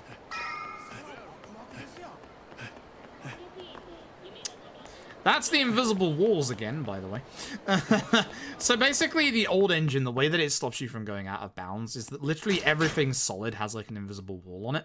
And some things, like those bin bags there, have a bigger invisible wall than their actual model themselves. Same with those boxes there on the ground. Same with these little flag bits here. Good, no fight spawn. I'm staying specifically on the left-hand side of this road because there is a sub-story to the right at the entrance of that alleyway. And we can actually avoid it, and if we don't avoid it, it also moves just ahead of us to that store there.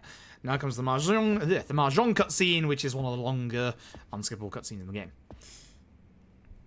Yes, we're very aware of the Steam database leak of Yakuza 7. As I have said to people multiple times today, get excited that it's happening, but it isn't an official announcement. It does not mean that it is going to come at the same time as the PS4 version.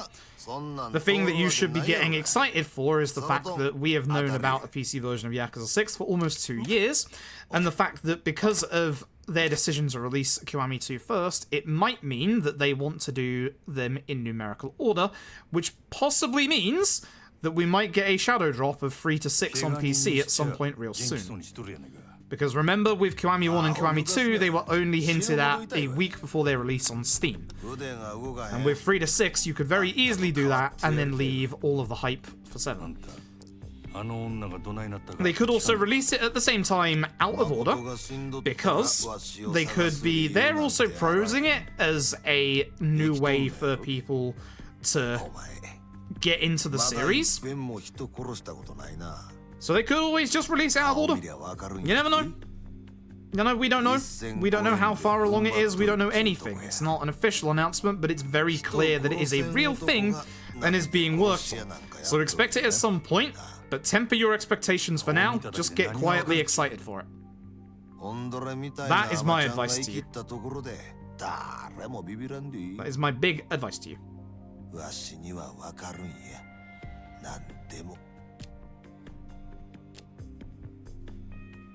Because it's very clearly happening, we just don't know anything yet. And we're not supposed to know anything yet.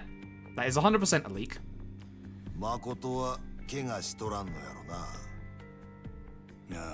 That's not gauging internet reaction. I would like to remind you that Zero and Kiwami weren't on the Steam Depot. That is an absolute leak that someone's managed to get from there. And a reminder that Halo 3 was on Steam DB for about 10 years before the MCC came out. No joke. Halo 3 was on there for an exceptionally long time before it came out. Because the thing is, they don't need to gauge internet reaction when they already know how popular the series is, having released 3 games already. The possible reason that we might not have seen 3 to 5 on PC yet is because they might be releasing them at the same time on PC, Xbox, and Game Pass, after seeing everybody get excited for Kiwami on Game Pass. Which would probably make sense, but they can just shadow drop it at any time on Steam. Like, any time. Just like they did K1 and K2. We literally don't know. Only Sega knows, and it's all conjecture until... obviously they make an announcement. Like, when they do the release date announcement for Yakuza 7, they could also just add on a quick, oh hey, by the way, 3 to 6 is now available on PC, or coming next week. Like, it could be as simple as that. Like, it could literally be just as simple as that. We don't know until it happens. So, quietly get excited. I feel like this has... Damn it, I keep talking that. I think it has more... I think it has more potential for 3 to 6 on PC than it does actual 7. Because again, one other thing that possibly we don't know, what if there's console exclusivity for a year? We already know from multiple things like Final Fantasy VII Remake, etc., that Sony really does like their third-party stuff having some console exclusivity for a while. You never know. All of these things are variables, which is why I keep saying to people, get excited for it, just temper yourself. It's not it's not their announcement, it is a leak. It is not 100% guaranteed yet, but it's clearly a thing that is going to happen. We just have to wait. Like, the reason why they might be preparing the Steam page is because we might be getting a release date announcement soon. You know? They might have the Steam page up nice and early to get people to put it on their wish list, for example. Even if it doesn't come day and date with PS4. You never know. You know? All of these things are very viable. No shakedown in this corner makes me a happy lad.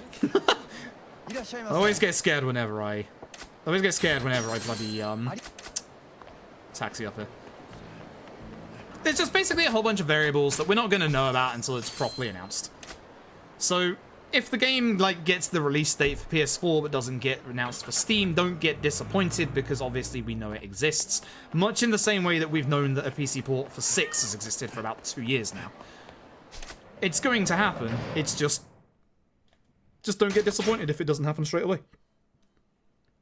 You know, they might stick to releasing everything in numerical order, which makes a lot of sense. Gotta remember I'm still level 0 stamina on Majima. I see you down there. Yeah, exactly. Like, Death Stranding was a 6-month exclusivity? Question mark? And then got delayed a little bit, I think? I can't remember. But, like, Death Stranding had a small bit of exclusivity on it. Like, when they initially announced Death Stranding, it was for both PC and PS4. And then all mention of the PC version disappeared for a while, which we found out was because of exclusivity. And we know from early on that Final Fantasy VII has that same exclusivity. There's been a couple of other big name things that have had it as well that I can't think or remember their names off the top of my head. I hit left on my D-pad, how dare you. Alright! Say hello to the best cabaret club you've ever seen. This is our break point. I'm gonna go grab a drink, because it is the halfway point of the run, and I actually kind of need to freshen up my water, so I will be right back. Enjoy this for like 2.5 minutes. I'll be right back.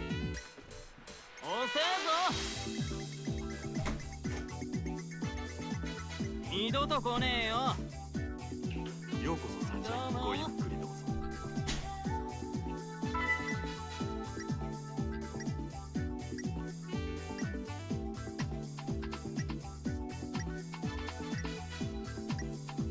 待たせすぎだろ。二度と来ねえよ。いらっしゃいませ。ごゆっくりどうぞ。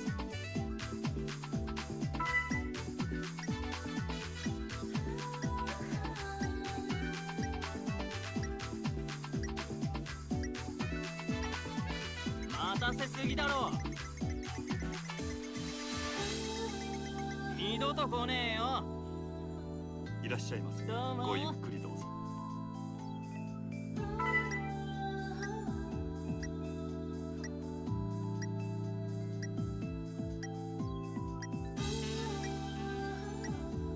遅えぞ。二度と来ねえよ。 いらっしゃいませ。よろしく頼むよ。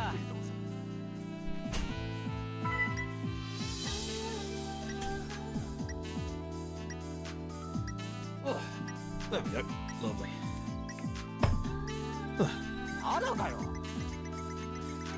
Cypher on PC? I mean, yeah, like, I'm saying temper your expectations. I'm also excited. I'm also exceptionally excited. Oh, okay.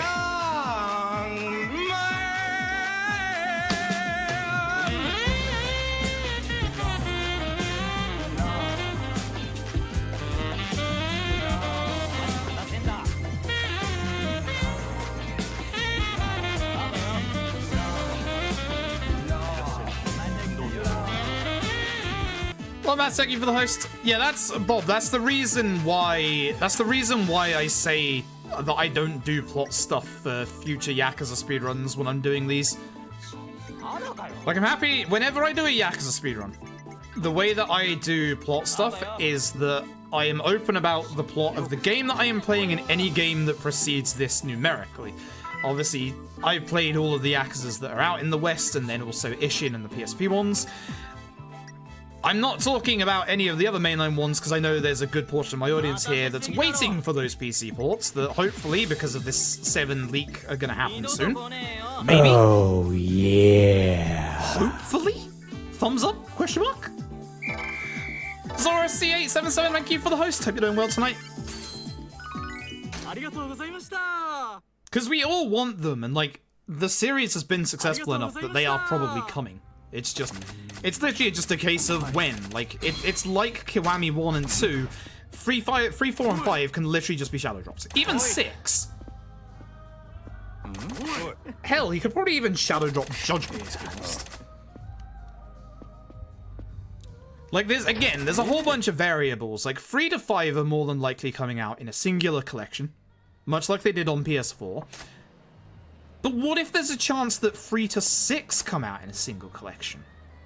Again, we know 6's PC port has been around for like 2 years. We know that thing exists. Like, they could just add it to that collection and sell it for like 50, 60 bucks. Like... Hey, Fruit McGuffin! Fruit McGuffin, hey! Cash confetti. Don't run past it. Don't you do it. Don't you do it. Don't you run past this right now. Don't you do it. Good boy. Not a lad.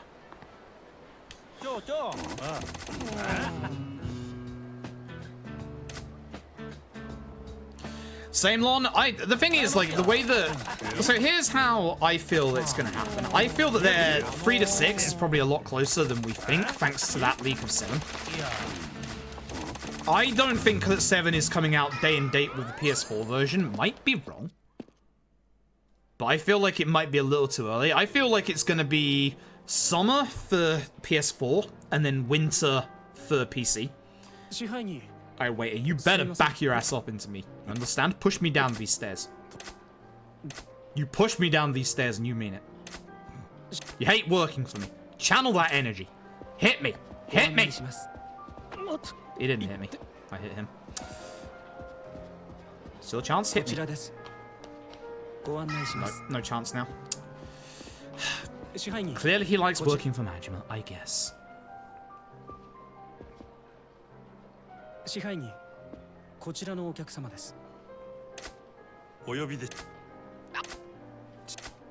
Yeah, I think that's probably what's going to happen, Lord Mouse. I genuinely think that the PS4 and PC releases will be separate for 7. And that's the reason why I keep telling people to just be excited for the fact that it clearly exists for Steam and it's clearly being worked on. Just don't get disappointed if it's not the same day and date, because none of them have been day and date so far. But just imagine that it's probably going to be day and date for the game after 7. And I mean that on PS4, PC, and Xbox One. Unless the next one is only PS5, which it shouldn't be. Because the RGG Studio are very good at releasing their games on the previous console gen and the next gen whenever one comes out around this time. Again, Zero in Japan is on PS3 and PS4. Ishin, PS3, PS4. RGG Studio are very good at that. So, I expect the next Yakuza after 7, even if it's a spin-off, to be both PS3 and PS4. Or PS4 and PS5. And then obviously everything else on top of that. PC, Xbox One, Series X, blah blah blah. Yeah, Xbox One I think is unfortunately gonna lag behind a little. They're obviously getting Kiwami 2 next, and I've been wondering whether Kiwami 2 is the reason. Like, the only other thing I could think of release-wise is that maybe they're waiting for 3 to 5 to be done on Xbox, so that they can do it like Xbox Game Pass and PC release at the same time. But again, 3 to 5 is just something that can be shadow drops on PC anytime, much like K1 and K2 were. I think Judgment will come to PC at some point. I hope so. I left the gun guy alive. What do we do with gun guys again? We take care of them first, so that they don't bloody shoot us. Take a 2 combo for that fight. Could have gone massively out of hand. Surprised he started punching and not shooting. Lord Mouse, that's sacrilege. Get out of my chat. We don't speak of that game here. I would expect Judgment on PC at some point. The thing about Judgment, and to a degree Fist of the North Star, is that they're spin-offs that can happen at any point. Timeline-wise, if you really want to get into the nitty-gritty, Judgment is after 6, pre-7. But Judgment is its complete entity. The only things in Judgment, and this is not spoilers, that are similar to the Yakuza series is the fact that 1, it is in Kamurocho, and 2, it features a mythical entity called the Tojo clan. I've never heard of them before. Never in my life. But the nice thing is, you don't need any knowledge of any... I don't have the stamina yet. I was thinking the stamina in this chapter. I literally get it next. Whoops. The only... Like, you literally don't need any knowledge of any of the Yakuza games. The only similarities are literally the Tojo clan is in the game in some capacity, and the fact that the game is in Kamurocho. That is it.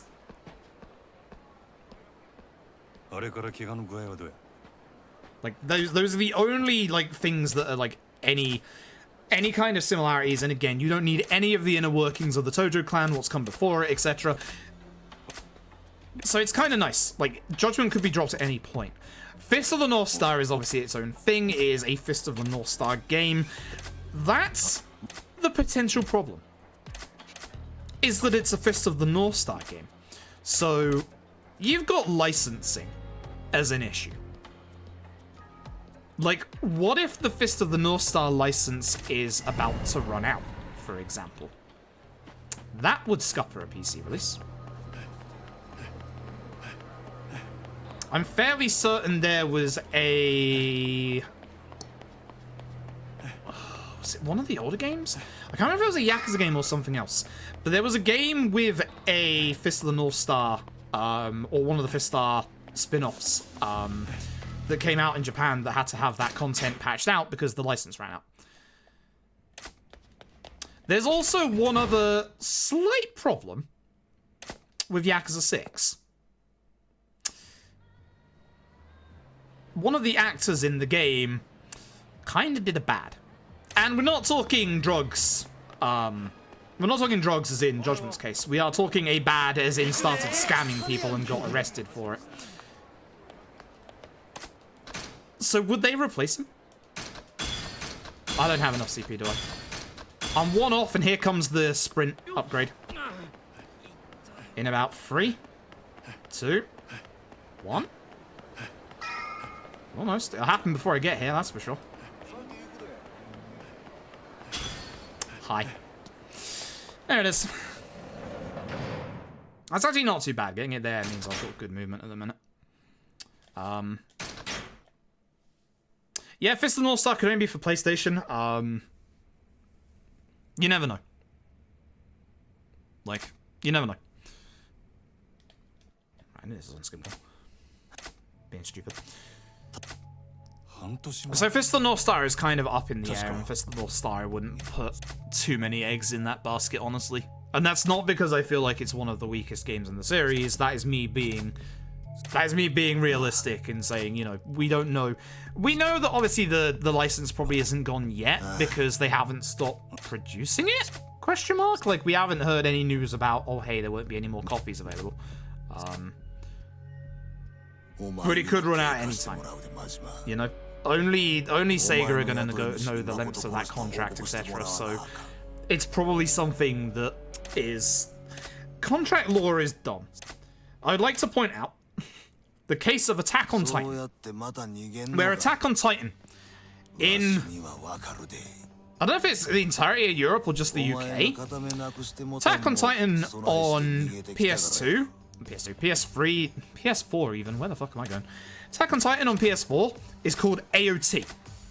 Because for some reason, some random ass company has a copyright on any kind of game called Attack on Titan. It's not related to the Attack on Titan manga series in any way, shape, or form. But that means that they cannot release the Attack on Titan games over here under the name Attack on Titan. Only under the name AOT. Yeah, it's weird. Contract law and copyright law is a very weird thing. spent a year doing it in bloody university when usually they take 3 years to do it, so I had fun.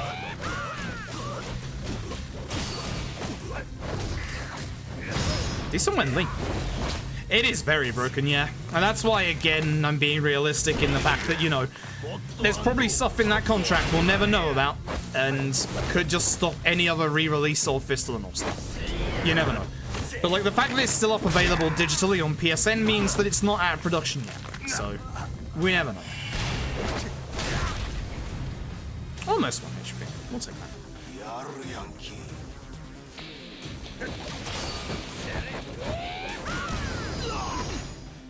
Breaker is just so incredibly broken, and I love it.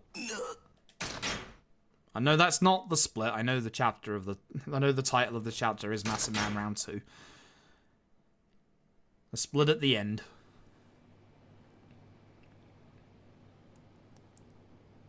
Just coming up in like a minute and a half.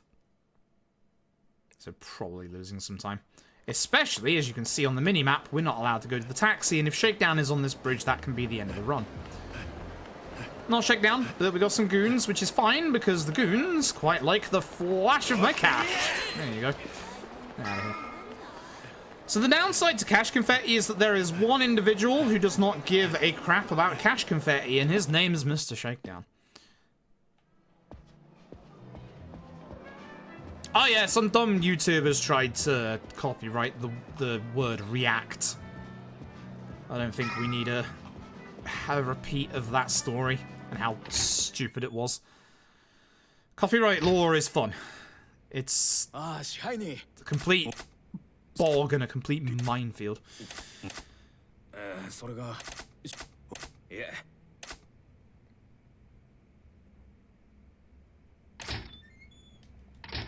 See that door's hitbox is half the office size.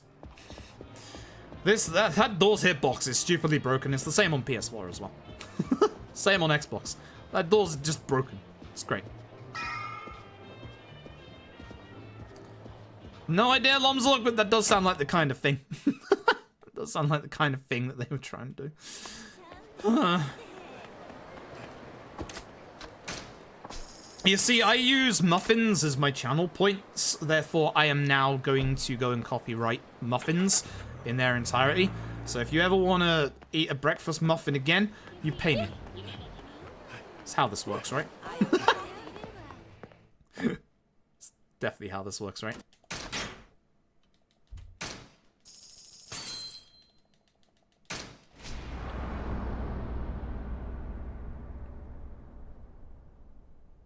No muffins. No muffins are creatively controlled by myself.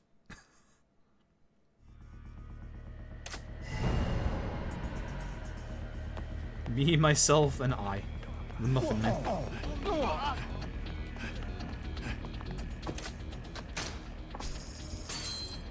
It's called a chocolate muffin. That's a muffin. I mean, fuck all. Yeah, that's fair.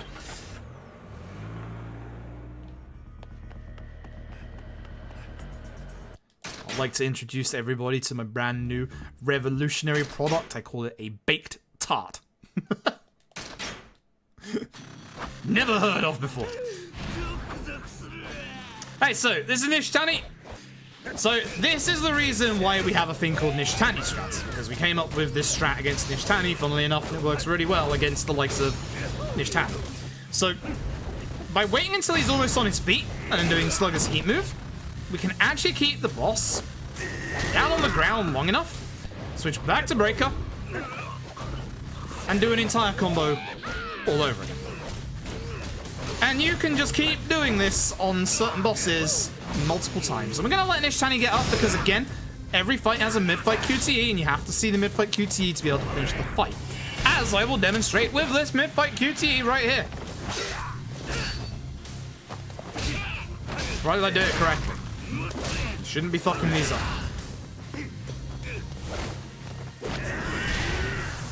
Nope, for 1 HP. You do way more damage than that. And boop. There you go. There is one obvious exception to the rule in that there is a fight later on in the run in about an hour and 20 minutes time that has 2 mid-fight QTEs. And one of them is optional. たまらんで。わし、こんな初めてや。 Rest in peace to Keiji Fujisawa. Voice actor for Majima. Not Majima. Not Majima. Nishitani. Majima's voice actor's still alive. Uh-oh. That's a fraudulent slip, alright. I mean, Nishitani is Majima, let's be honest.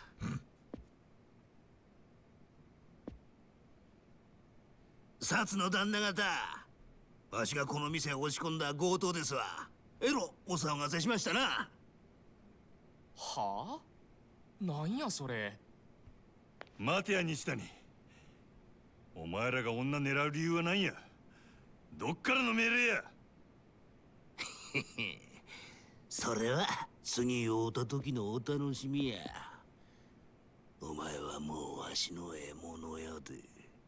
マジマか。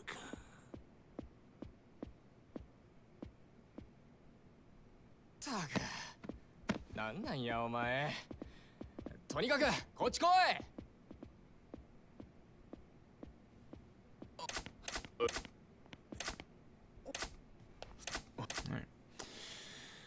And off we go. Right.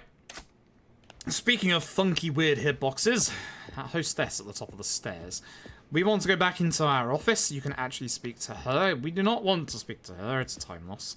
Her hitbox is bigger than the door's hitbox, so if you look at the top right, you might see talk in a second. Yep, you see it? Twice. Careful. Be careful. Possibly. I don't remember. I know we had a role in FMA. I don't remember which, so if you think it's used, it probably is, or was. I know he had one role in a FMA, I just don't remember which. He also had a role in Attack on Titan, I believe, as well. We're just going through the slow part of the game right now. This is literally the slow part of the run. Everything kind of like chills out for like the next 10-20 minutes. We got a lot of chapters with just long cutscenes that are unskippable. It was nice. I even download FF7 without freezing. That's because you're not gaming on it. You're downloading on it. You gotta buy the downloading laptop and then transfer it to the gaming laptop. Jeez. そんじゃ島野の兄弟とはなしつけとくからよ。それまでしっかりこの店儲けさせてくれや。な。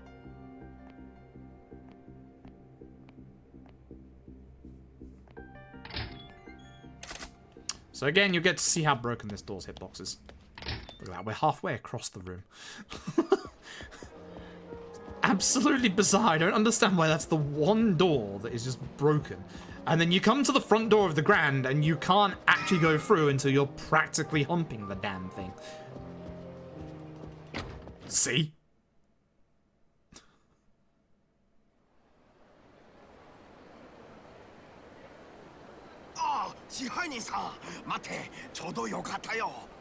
Basically, doors in the Yakuza series are dumb.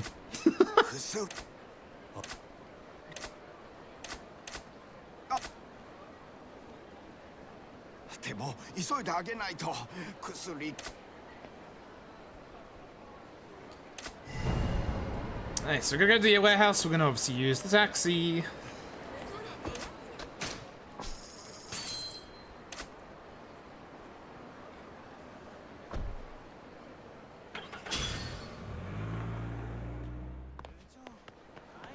Hi, Shakedown. It's a nice round 8 million yen you got on you.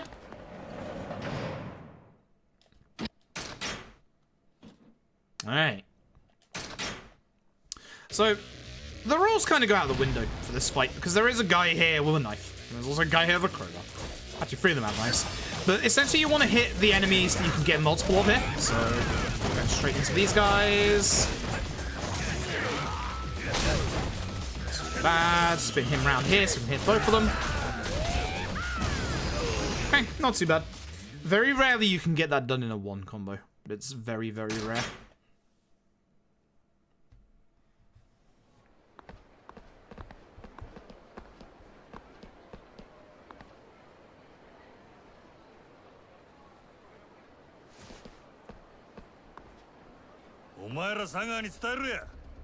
俺らはこの町を出るで。どないした。はよかかってきたらどうや。俺を止めてみろや。 When did Switch add an esports section? What? Oh, all of you go together. I swear to God. Oh, that's satisfying. Come here. It's a shame you got scared. That's pretty good otherwise. I very much did enjoy Streets of Rage 4. 行くで。ついてこいや。 It was a nice throwback to how Streets of Rage used to be with improvements. I liked it a lot. おい、危ないから後ろにおれ。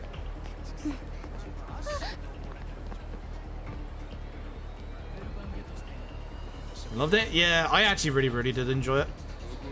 It was a lot better than I was expecting it to be, and I didn't exactly go in with high expectations.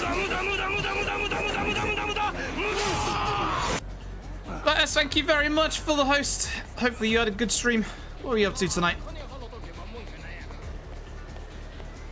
Dip down this alleyway. お前のせいちゃう言うとるやろ。余計なことは考えで。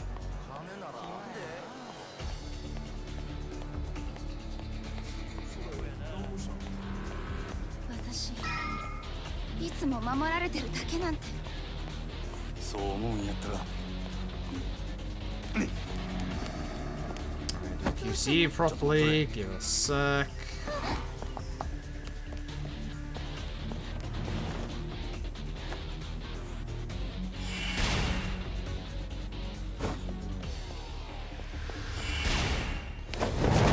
Easy peasy.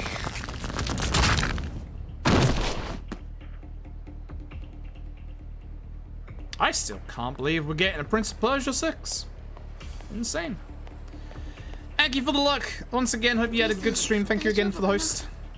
What were you up to today?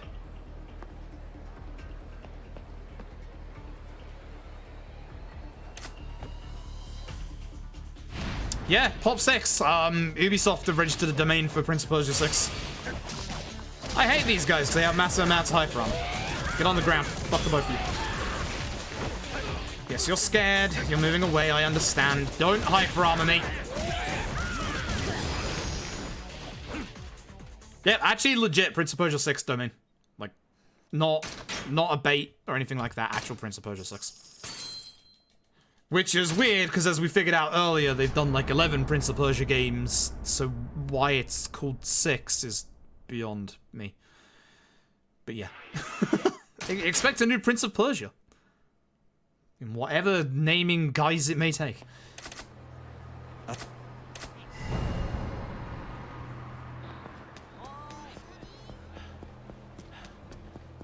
It's probably one of their big announcements, unfortunately, but oh well.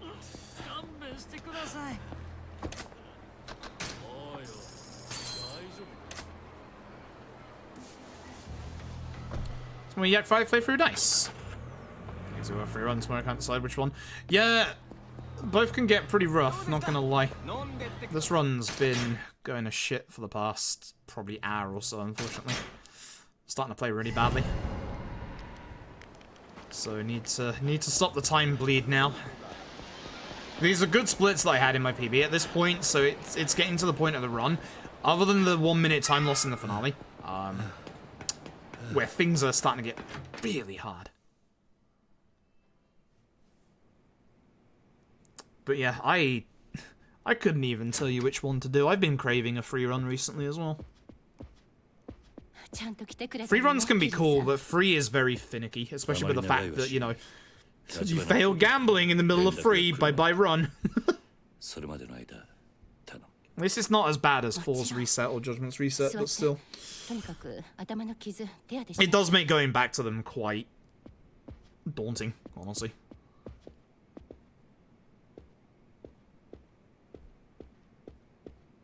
Yeah, if you ignore everything that came before Sands of Time, maybe. And the mobile games, I guess. 風間組の事務所に詰めているみたい。さっきも出入りしているの見かけた。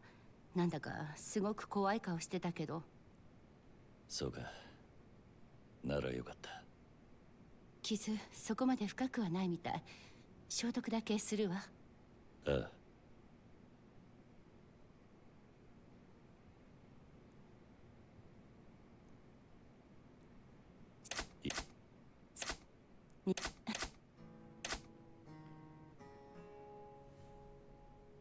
Yeah, that's the other unfortunate part of that free, isn't it? The run does devolve into just shoot everything, which is unfortunate. I remember the days when we didn't have gambling in our fucking speedruns. Glad that shit never made its way to any of the other games. 桐生さん、誰か来る。今の時間、もうエレベーターは動かないはずなのに。僕の部屋に隠れて。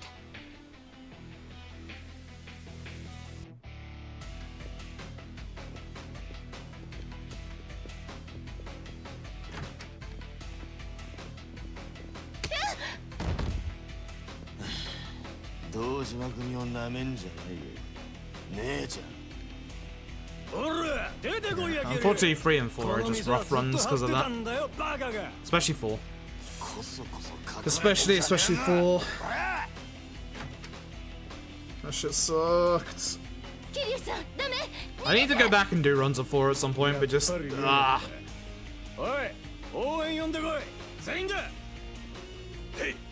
Unknown app for the Golden Week sale. Really? Isn't the Golden Week sale over tomorrow? Or Wednesday, I should say. I said tomorrow because I'm technically Tuesday. Hello. Actually, you are as well.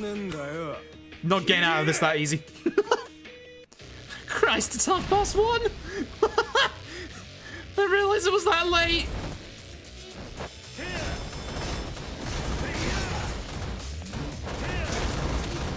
Oh, you're alive.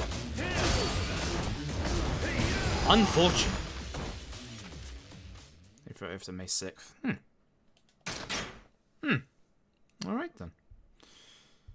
Alright then. You think I'll have a good Kuze free for once? Because I don't. I don't.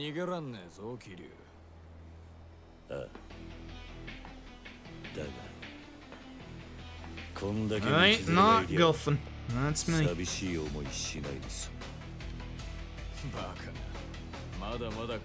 Oh, nice. We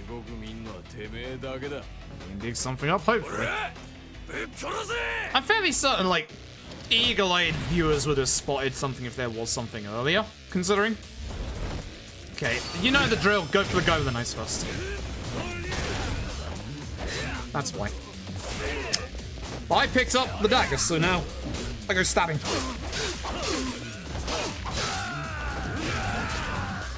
This is why we don't like the guy with the baseball bat. Fuck you, guy with the stun gun. I want to pick up the sword, but I don't trust you being around. Okay, I want the katana, please. Even though it'd just be quicker to just probably kill him for you at this point, honestly. Hell. Never getting those last hits that have all of the bloody damage. Attacking people from too far away. Page 217 out of 1,885. Good lord. I'm fairly certain, like, people only noticed it because they were paying attention to it. Like, how else do people find these things in the first place? So I assume if something would have turned up, they would have seen it by now. Probably. Maybe. Hopefully.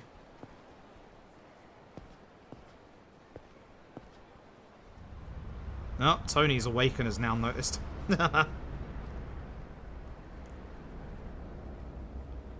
Yeah, don't mind me, I'm just browsing Twitter during these cutscenes. They are pretty bloody long, to be honest.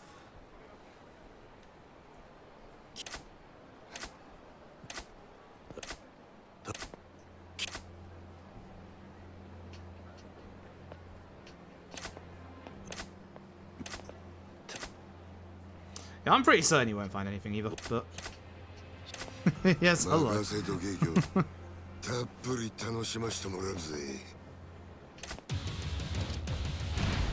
Hey, Kuze free. Let's have a good Kuze free for once. We're going to go forward and to the right. We're going to dodge past getting punched, and we're going to hit everybody with this sign. We're going to hit Kuze with this 3 more times to do damage. And then we're going to do a heat attack. There's one guy still alive. That's unfortunate. Kuze is in kill range. Be careful not to accidentally mess up this QTE. You need the damage and the heat.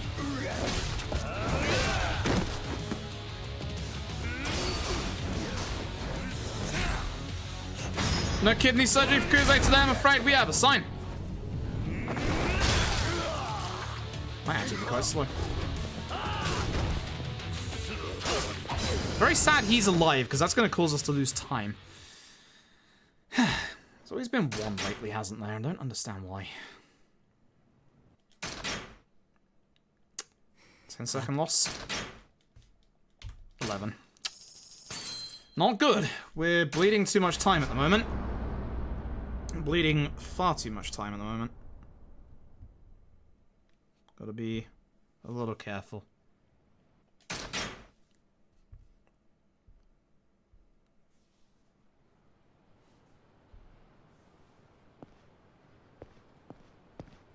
So, speed tech. Hi, we love our speed tech. The speed tech here is to just run past that guy. I wish I was joking, but it actually is. It says it's like 30 to 45 seconds because Oda stops and speaks to him. You just run past him, Oda doesn't stop.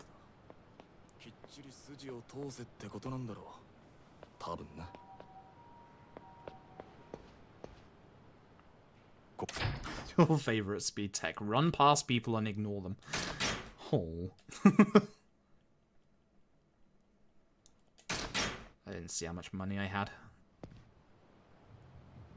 I should have more than enough considering how our early game was. Let's check. More than enough. So we're going to go to Beast. We're going to get 2 more upgrades. Heat retention time 1, reduce the rate that heat gauge drops over time, which isn't that important, but it is important because we need it to get to Power Surge 2. Increase the power of regular attacks and heat actions when using Beast. Lovely jubbly. That's a bad fight spawn. We're going to have to hold our stamina. The Vincent Crossroads is very bad for fight spawns. Especially that one. In particular, that one.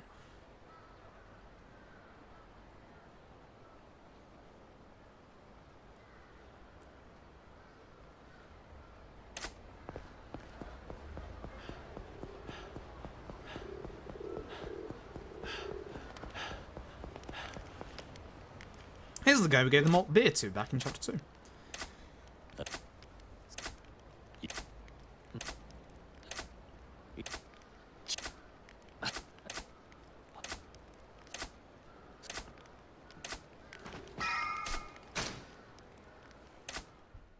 Okay. Now comes the long cutscene.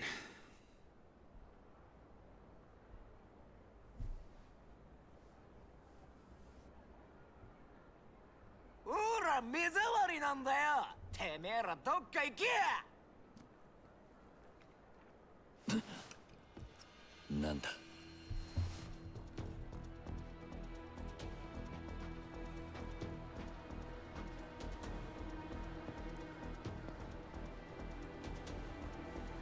Oi, あんた起きろ。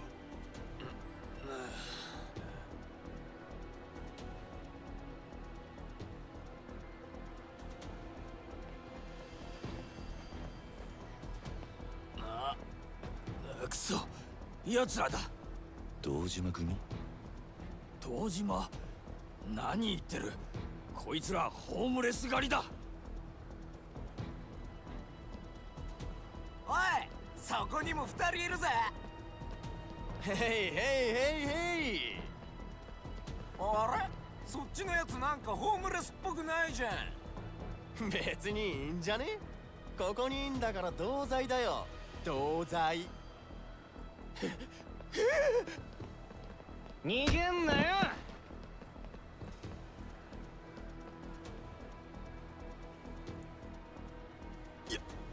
やめろ。何命令してんの？やめてくださいだろ。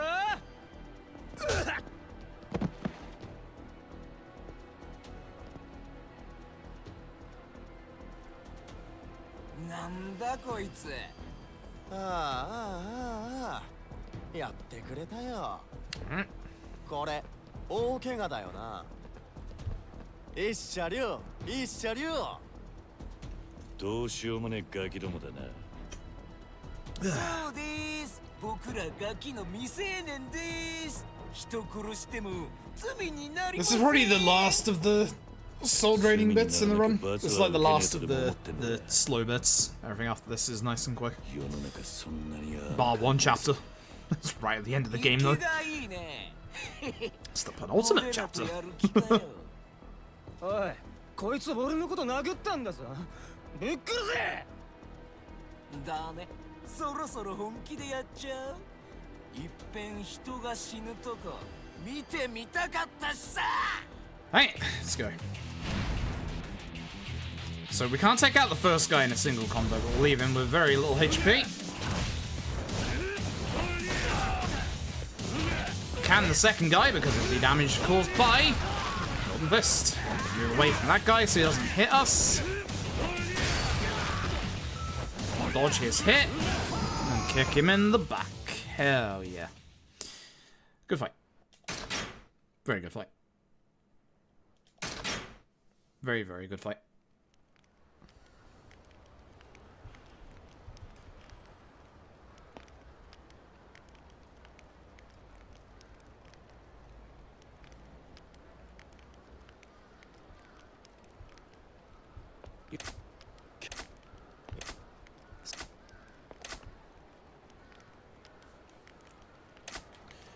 And off we go.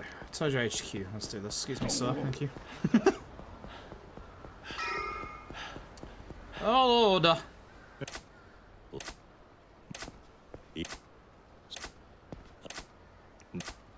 もう準備できてるなら車に乗っ That's an image that just reads the ass. I wonder what got delayed in the ass.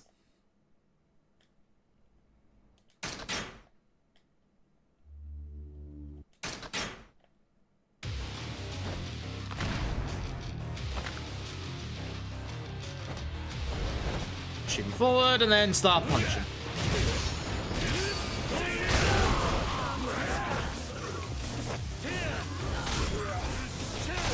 To aim towards, but there we go.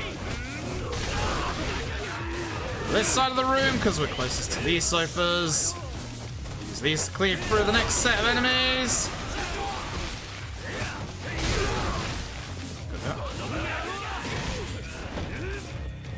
Every aggro enemy would love to run towards me, thank you very much.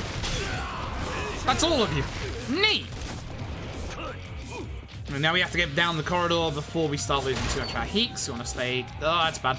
In our third heat bar. Cool. Managed it at least.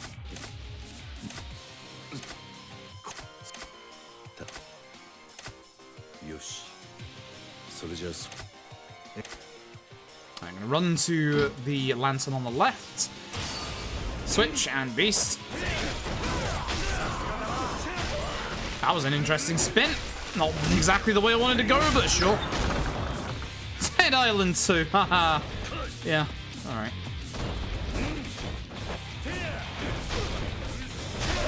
With that specifically, so I wouldn't actually make everybody move about, but here we are.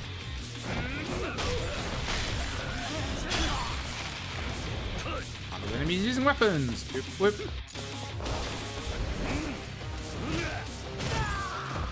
Grab gun, use gun, run.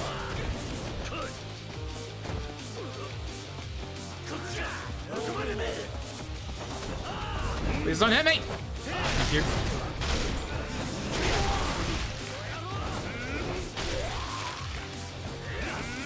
Y'all wanna hit the guy that's aggro behind you, Oda? Heckin' Oda.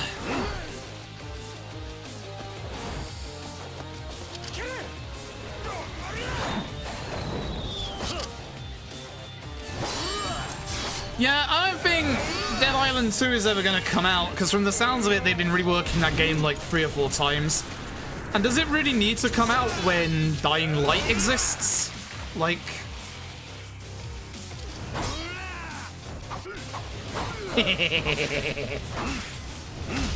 Dodged him.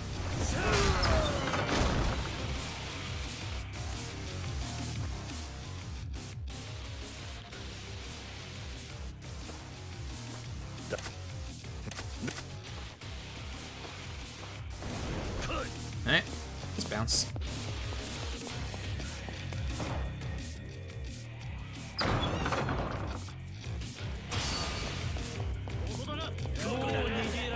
Punch this guy to stop him from running forward, and then everybody's in front of us for some beast action.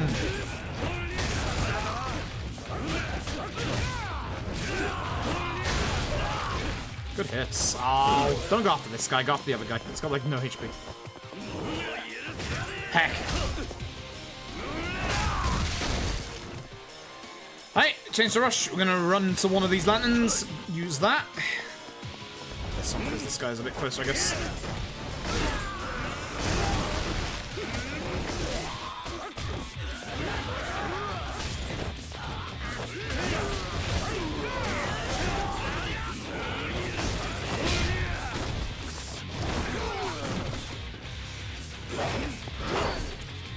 Roundabout the shape of a square in Oslo. But that can't be a roundabout, it's not round.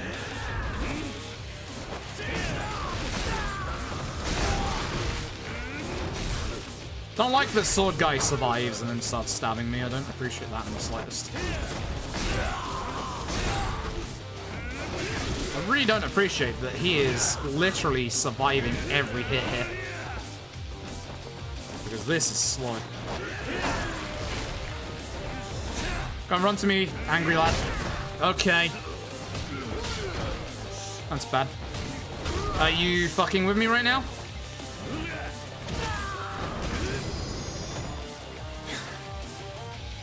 Well, that's a nice time loss. Good. Getting annoyed at this run. This run has been going to shit for a while. Oh well. Never mind. Never mind. Still in it.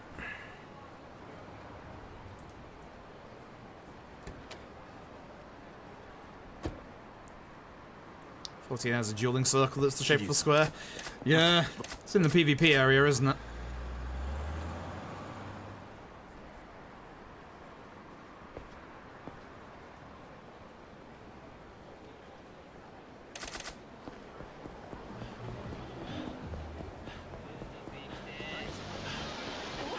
It's a good fight spawn.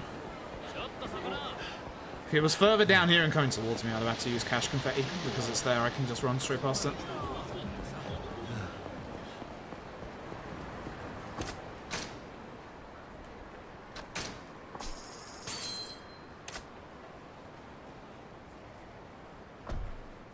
Church in Finland looks like a designer was given a key to those psychedelics and asked to design a cube. Is that not most houses? Is not everything a cube these days? Cube of bricks.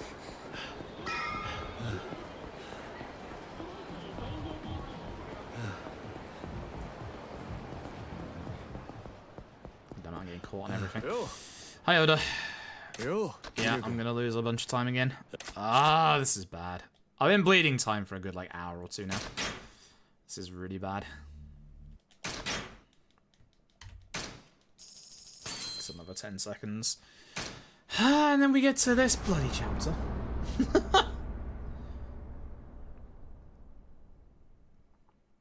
Oh boy. Oh boy. Oh boy. Oh boy. Oh boy. If ever I needed a run to survive on the Colosseum, it's this one. That girl looked like she was staring right at me there. I was like, wait, what's happening? That was so weird. Please no shakedown in the corner. I already had that pleasant surprise once today. Okay, good.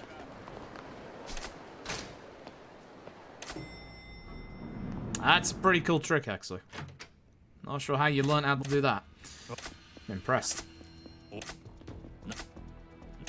No shenanigans, please. Just one combo for this room. It's not a hard room. For some reason, it's been breaking the last few times. So, gun guy first. See, that's better.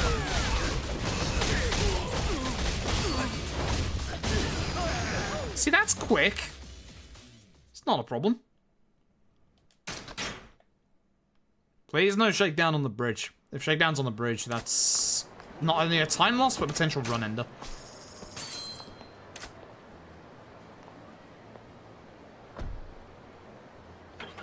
So this would be one of those very bad times.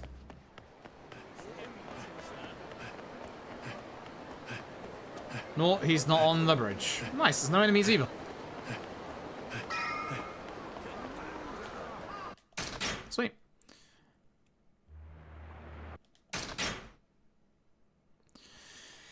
Alright, so the Colosseum is usually the point where runs die. Every Yakuza game worth its salt has a Colosseum section.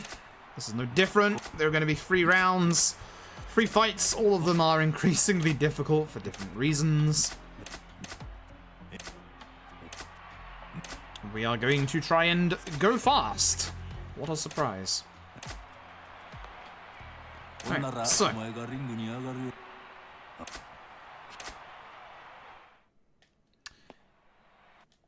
First fight. This is Ginger Chapman. He's a lovely lad with a knife. Doesn't have a heat mode, but does have a lot of block, and obviously he stabs you out of your combos. He tried to do it just then. I'm too close to be able to get past him, that sucks. That, yeah, as I said. Ginger Chapman, everybody.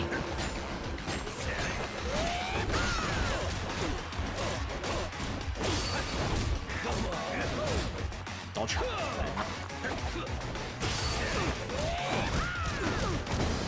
Okay, that's okay. It's not great. It's not awful. I'll take it. Next up, Dr. Kirihito. Double-bladed weapon, but also has a heat mode. Now, the nice thing is we have pretty much all of our heat right now. And we're going to be utilizing it. Oh god, thank you. Dodge. Ideally, we'll knock him against the wall so we can do Nishitani strats. Or he'll just guard the entire thing. So we're going to wait for him to almost get up. Nishitani strat him. This is so that we can hold off on his heat mode for as long as possible, obviously. And hopefully get enough heat back when we hit him here. For the last fight, he's going to get up in time, so back off for a second. Chill. Go. Don't have that heat back for the last fight, but that's fine. That was a decent Dr. Kirihito. I'll take it. Ends up winner, Goro Majima. しかし、謎のルーキーの快進撃も残念ながらここまでかもしれません。そう、次の試合ではついにあの男が登場です。リング上の撲殺数世界一。法では裁けない悪魔の拳。Nicely done, Lord Ness.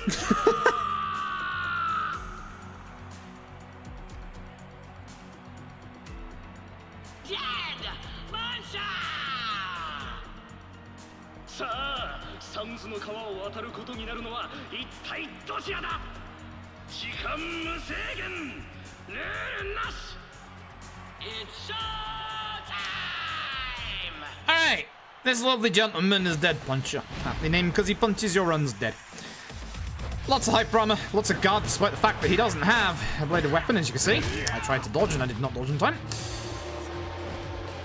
He can interrupt all of our combos, and also he's just going to be an annoying pest that just completely disrupts this fight.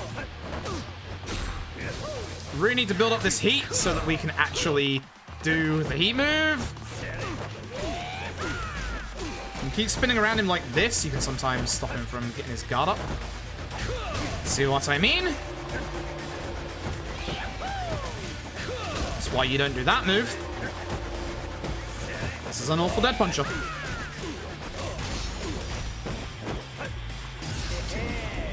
So he's gonna do that, but thankfully every time one of these enemies goes into their heat mode, it actually gives us enough time to get out Slugger and do the heat move.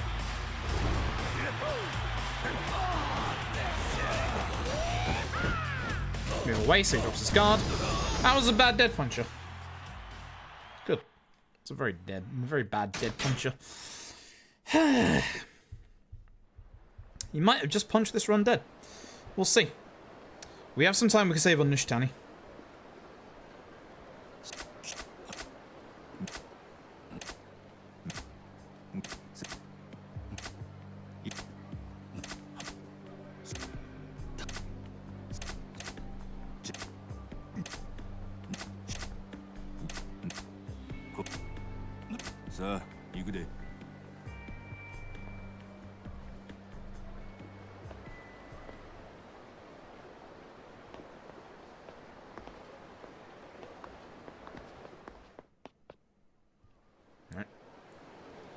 Let's go find Ishtani.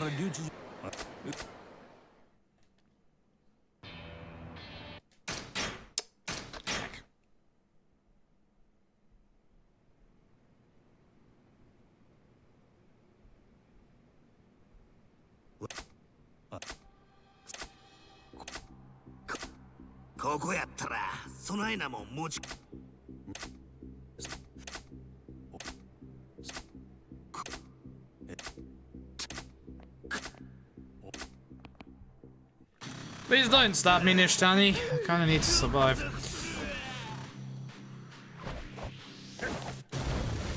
Oh, for fuck's sake, I was already mid-combo.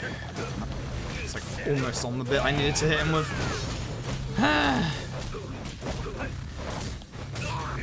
Nishtani, what happened to us, man? This fight used to be so tight. We used to be friends.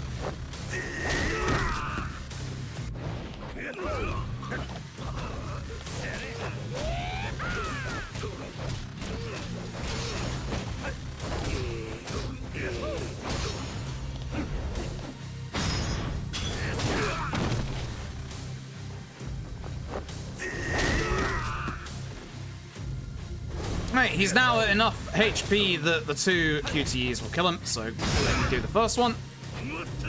We're gonna lose time. We're gonna be behind coming out of this chapter.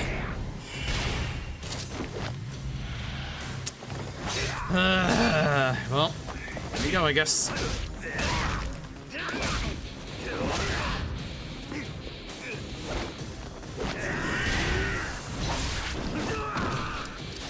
He has one more heat move to do. Or mid-fight QTE, I should say. Hopefully he'll do it and he won't flop on the floor. Stabbing me also works because it just transitions to this fast.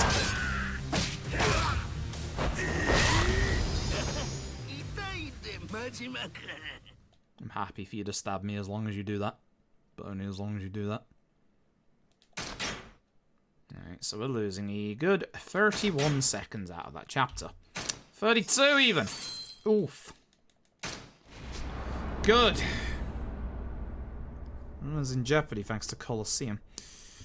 I hate that chapter so much. I really do. It is literally the chapter that just destroys runs.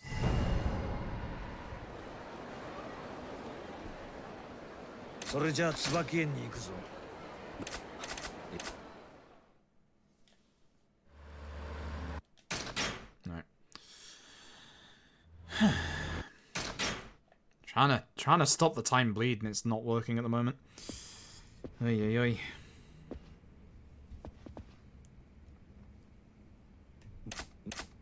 Saga-han 一人で大丈夫なんか？心配すんなよ。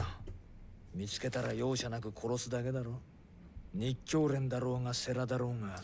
Run's not over yet though. We've still got like a minute we can save in the finale, so. Give it some time. We got this.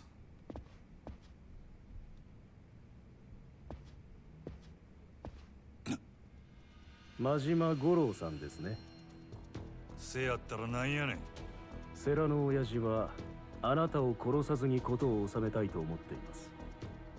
登場界の情けをかけられてるうちにこの件から身を引いてください。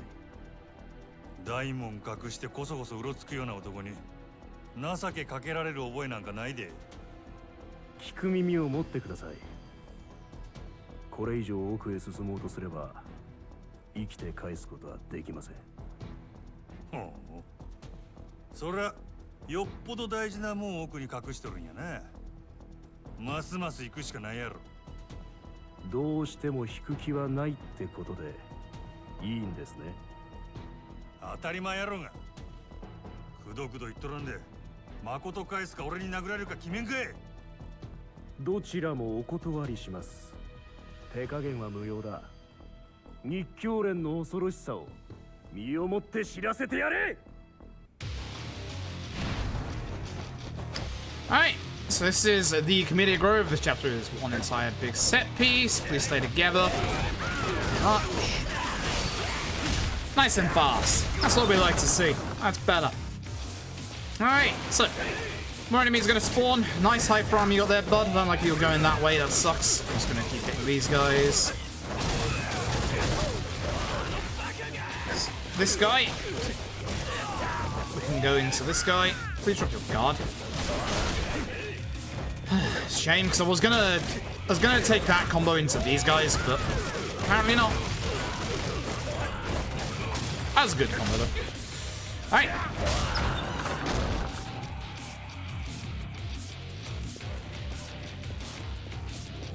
Start with these two, push them back towards the middle of the room.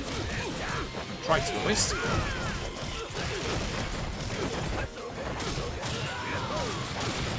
One goes aggro, this guy should now aggro? No, alright. It's a good place to start because this guy has a throwing knife.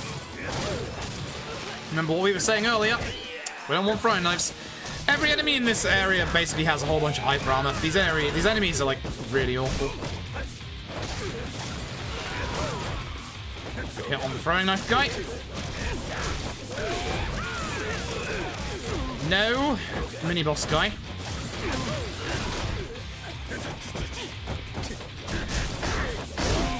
Push into some of this furniture. See the delay to try and get both of them in the same combo because of the aggro on the other enemy. Half a second delay saves a whole bunch of time. Similar to this area's next unique set of enemies, the geishas. The geishas are very much the same. Lots of guard, lots of hyper armor. It's usually key here that if you have a geisha that you can hit, you ignore the group. If you have a group of them, sure, go for it. But unlike the usual group play here, you just want to get the ones that aren't guarding and aren't going to be going into their aggro mode.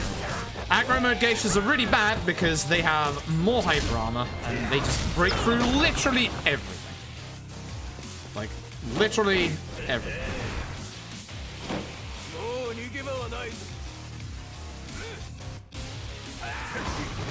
Nice. Right, well, we'll knock the throwing knife guy back into everybody else.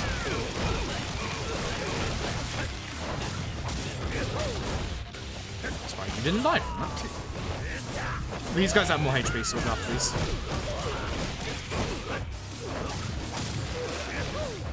Really hoping that this guy would come after us, but he's not even aggroed, I don't think.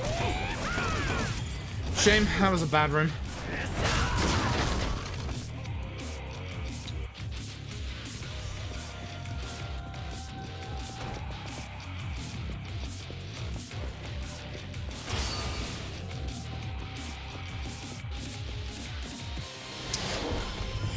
Alright, so for this room, we want to stay in the corner when the enemies spawn, or at least alongside the walls.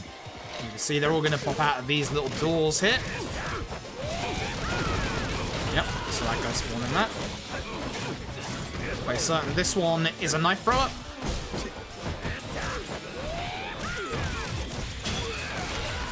And yep, a whole bunch of geishas spawning, which is why you want to be along the wall so you can stop them when they spawn in.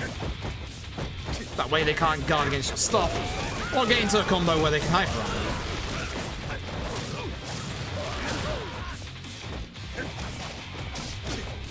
Look at all that hyper armor. Just waiting to hit me. Good guard. Thank you. Lovely.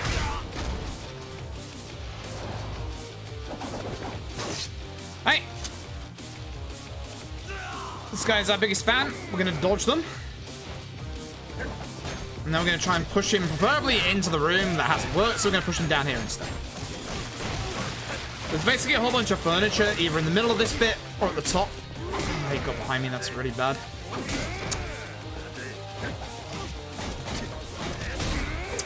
That can also happen. Wow, this is bad. God. Oh my god, he's actually being really aggressive today. He should be dead by now, by the way.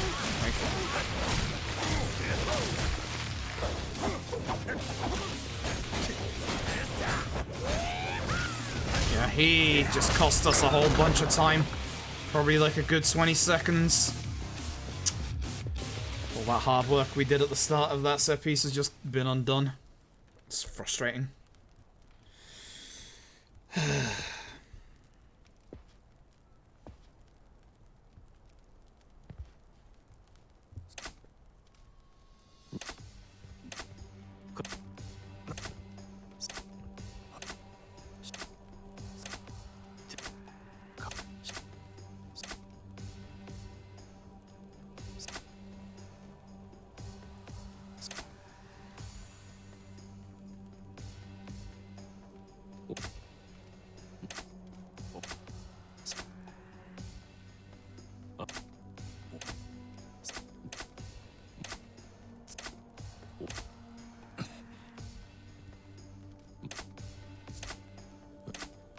あんたのやり方に従うは尺やが、俺も手っ取り早いんは言葉より拳や。ええやろ。やったるわ。お前の覚悟を見せて。Alright, Sarah. So, hopefully Sarah goes well. Now start with a normal combo to stop him from attacking us. Push him into a corner and then hopefully keep him in a corner. Again, I'm going to Chinese strap the hell out of Sarah so that he doesn't get back up. We really want to delay his second phase for as long as possible because his second phase is a lot rougher to deal with than his first.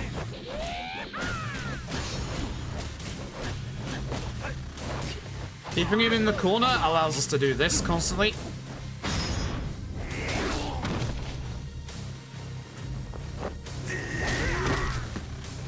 Needs a little bit more damage before we let him do the QTE.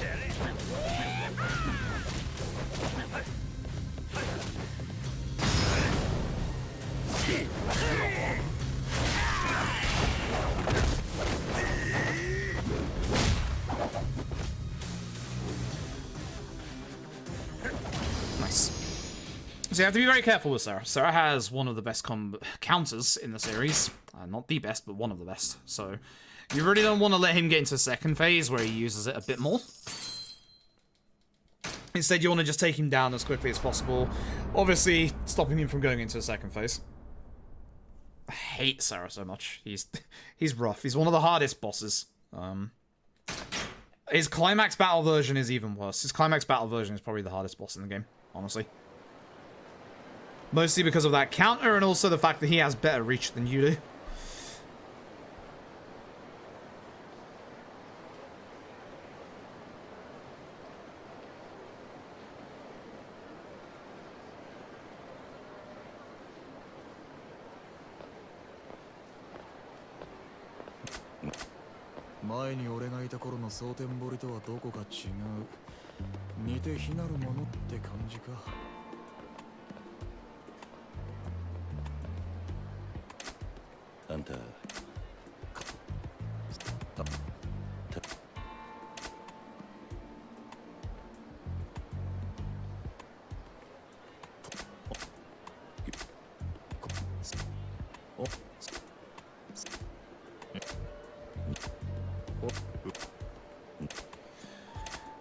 Sorry for going quiet. Just run is killing me at the moment. Sucks. This is good. Such a good run earlier on, but it's like it's been bleeding out for a while, and that's not good. Alright, so we have a little bit of time that we can save in this chapter, an entire 15 minutes of a real world time. So what we're going to do is we're going to go over to the video shop over here, excuse me.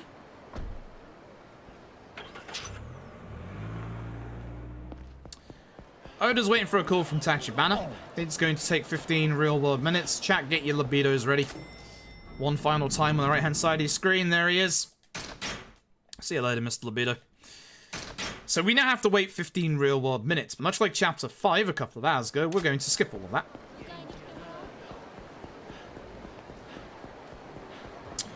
Now, there's a little bit of a difference to the earlier one. What we're going to do is we're going to taxi down to the bottom of Sotenbori here, and then we're going to go to Higoshi Kaikan. Kiryu is going to mention that the explosion that happened here probably has nothing to do with the empty lot, when we know that it does. Now, this is one of 2 hidden triggers in Sotenbori. There is one more hidden trigger. It is in front of the Grand. You only have to hit one of them. The one in front of the Grand, even though it's closer to the taxi point, has a longer cutscene. Therefore, it is much quicker to go to this one rather than the one outside of the Grand. After this, we're going to go to Club Sega. We're going to end up going past the Tiger and Dragon just because I like the camera setup and it's a tiny bit quicker than trying to go around. That is not a hidden trigger. And we're going to play some Space Area.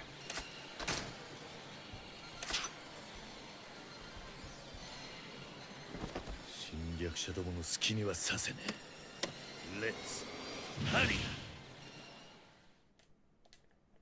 Set we're not. Set we are.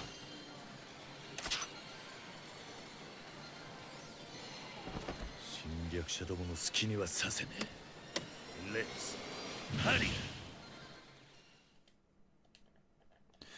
So this is the reason why we know that each minigame is between 8 to 10 minutes, is because there's the pager, confirming we've skipped 15 real-world minutes.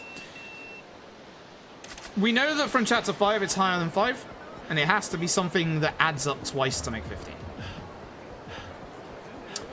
Yeah, that is unfortunate. I'm going to despawn you with Takoyaki. Haha. I could have done Cash Confetti, which actually probably would have been a bit quicker. Haha.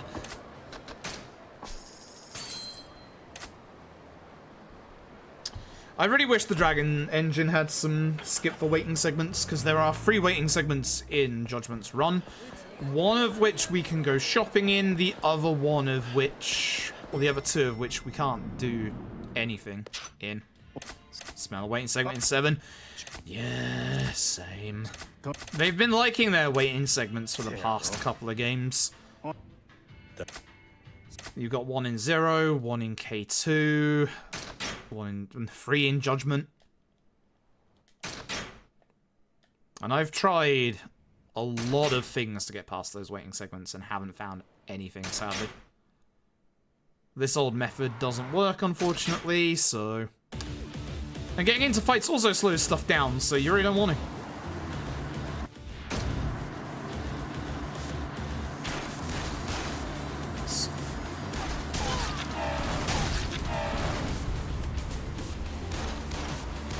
I might try something at the start of this segment next time with that first car.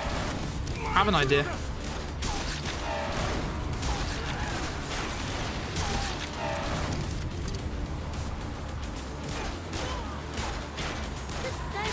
You better get off the highway. I used to be the one before Global Elite back in the day.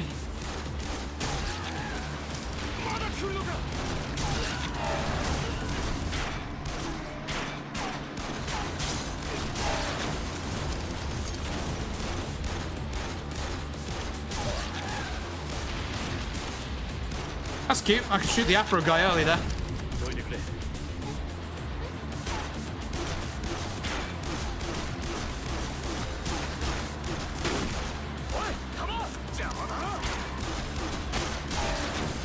So these work on Legend as well, by the way. Like, if you just take care of, like, the shotgun guys in the van first, you don't have to deal with the actual, no, the machine gun guy. You don't have to deal with the shotgun guy. That guy is mixed up now.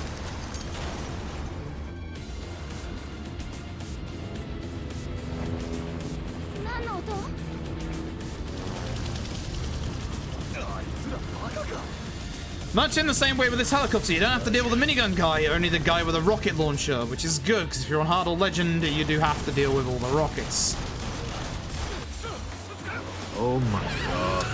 Yo, Cosmic! Thank you very much for the raid. How you doing tonight? Just in time to see me bleed time dry in this run. It was going really well like 2 hours ago, but it's not going so great at the minute, unfortunately. What are you up to tonight? Oh, I accidentally reloaded. Oh, well. So again, you don't have to deal with the minigun guy, just the rocket launcher guy. If I could actually get some headshots here, that would be nice. Or not. 1 headshot in that entire thing. That is slow. That is very slow. Ouch.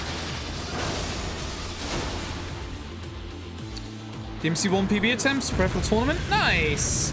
Yeah, hope you enjoy that, by the way. Hopefully you get a couple of entrants for it. Should be good. Gonna be keeping an eye on it. But yeah, everybody coming from Cosmics, I'm through. I speedrun the Yakuza games. Certainly one of the more unique series to speedrun out there, but here we are. I'm currently on the verge of having like an amazing 0 PB if I hadn't bled an hour over like the last 2 hours. If I hadn't bled a minute over like the last hour. It's very annoying.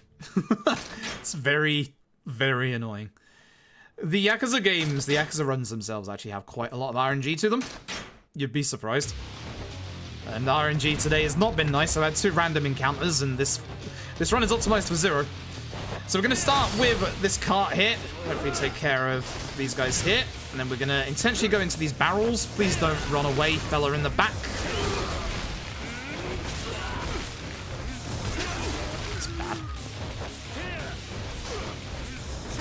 Where's the other guy? Oh, hi. Where is he? He's here somewhere. We like to call this guy Circular Sword Guy because he's got a circular saw.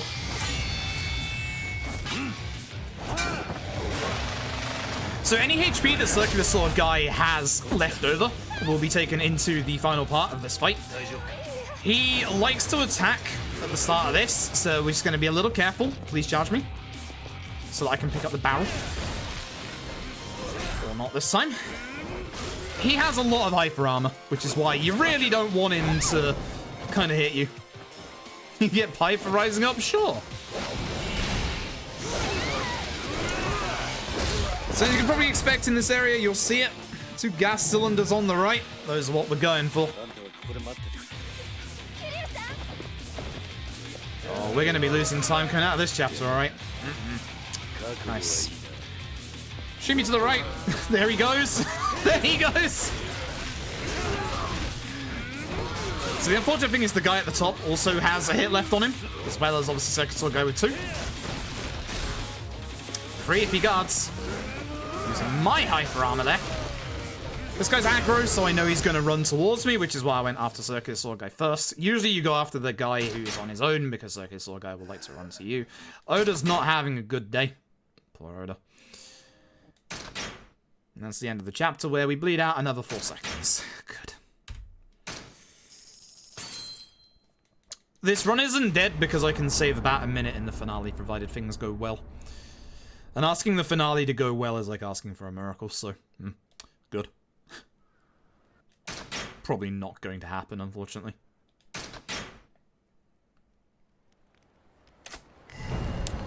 I don't understand what's going on with the bot right now.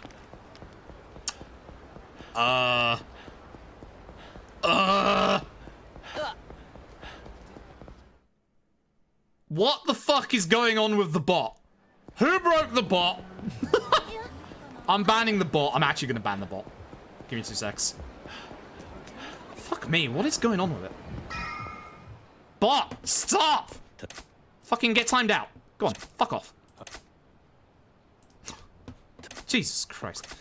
Are you in the database? I don't think so. What even is the database? I was supposed to skip that scene. God damn it. What the fuck?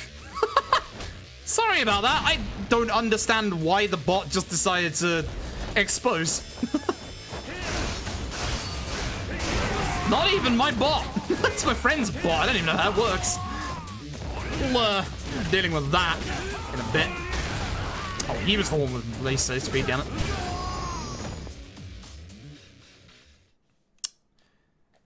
Yummy yell at the bot creator. Thank you for the luck, I appreciate it. Sorry about that, folks. Wouldn't you know, I have a rule that says don't call out lurkers, and then the bot just decides to call out every lurker. Thanks, bot. Thumbs up. Breaking my own rules. Good shit. I hate this. I'm bleeding time all over the place. The bot decides to go haywire on me. Remember this save point for later on. We'll need to remember that in about 30 to 40 minutes time. That is going to be used for some speed tech. Good old speed tech.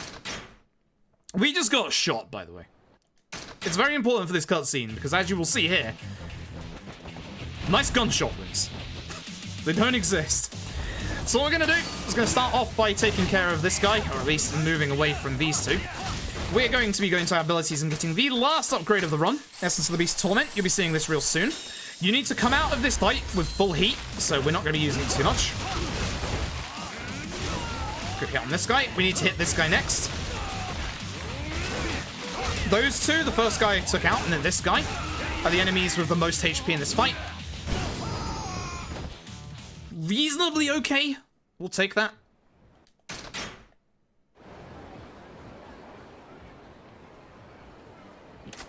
It's definitely gone better than it has done the last couple of attempts, so we'll take that.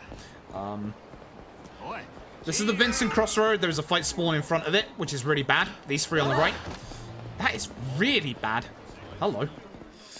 Ugh. So I had to walk around them there, because if you walk into the back of a pack of enemies, they can sometimes aggro instantly and get into an instant fight with you. So I had to kind of take the long way around. Zero is one of 4 Yakuza games that has a method where you can actually deal with fight spawns, but it would lose me about 3 to 4 seconds to use it. Therefore, I want to use it as little as possible, and therefore walking around them was quicker than actually using that method. Alright. Now, the Yakuza speedruns love their exceptions, right? There's something that I have not been talking about during this run. At the end of every chapter, you get healed. You know, it doesn't matter. Just every chapter, just nice free heal. With one exception. The character's last chapter before the finale. AKA this one. And as Elder Chen just said, Kuze is back in town. So essentially we are going from Kuze 4 into the finale, which is a singular fight, leading into another boss fight without getting any heals. So any damage that you take going from this chapter into the finale is going to stay. Which is kind of bad because the first boss of the finale is actually really dangerous. But before that, ladies and gentlemen, Kuze 4.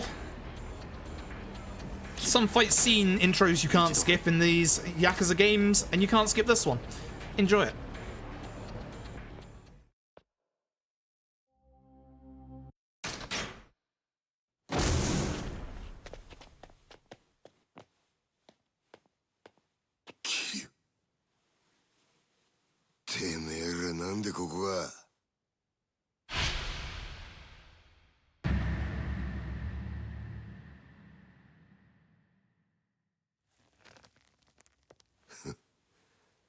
そうか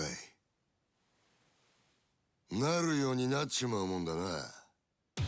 くぜ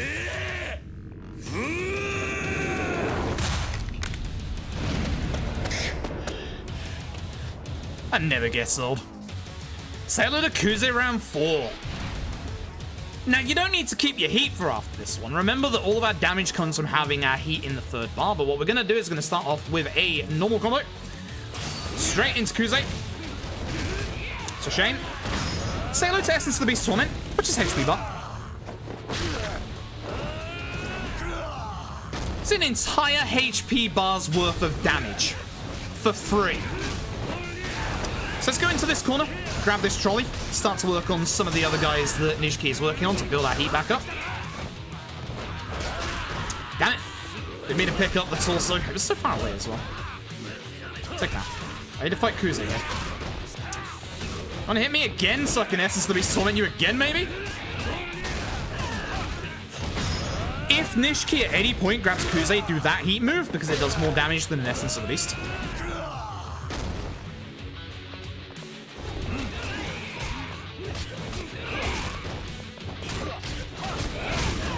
Thanks, Nishiki. Appreciate that. Kuze was...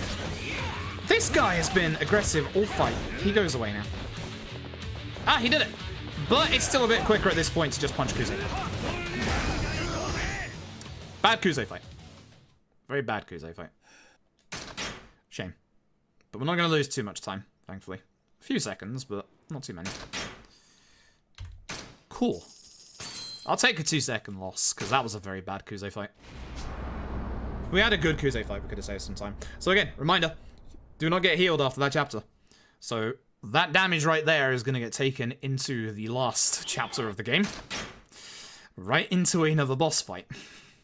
Ironically enough, right into another Kuze. And Lord Mass, stick well. Thank you for stopping by again. Good job on your PB today. Alright, so we've got to go to the Champion District, and the Champion District is just to the north. You'd think that it's quicker to run up there, and it is. Normally. But the place that we need to go to is the top part of the Champion District, and the bottom part of the Champion District is currently blocked off. So, to kind of manipulate spawns a little bit, what we do is we actually go up to this taxi spot, and then run down from here, because the part we need to get to is also easier to get to from up here.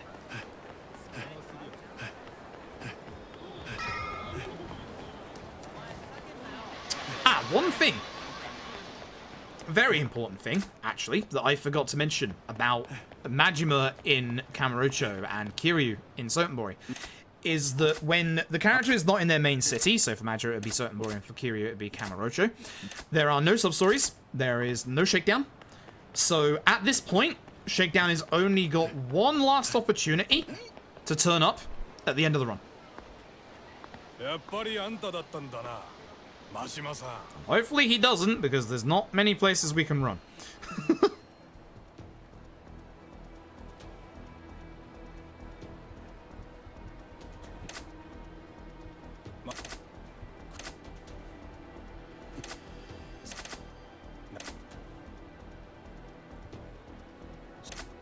決まってんだろうが。あんたが組に逆らった時からだよ。Alright. So, we're going to start off by going into this group of enemies. Ideally, we can hopefully get this in a 2 combo. Not always guaranteed. This is usually a 3 combo fight. 1 combo is possible, but exceptionally rare. Everybody's kind of too far away. That one guy at the back is feared, so he's not going to run towards us. This guy's going to aggro. Nuts. I have 1 HP as well. Bad fight. Very bad fight. Shame. Actually, we can save a tiny bit of time in this chapter as well. Provided a boss that has been glitching out doesn't glitch out again. Looking at you, Nishiki. Don't glitch out on me. But before we get to Nishiki, we have 1 boss fight that we need to do before that.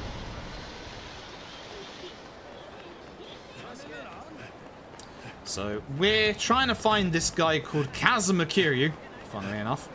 And we know that he used to be part of the Kazuma family. So, we're going to be going over there right now.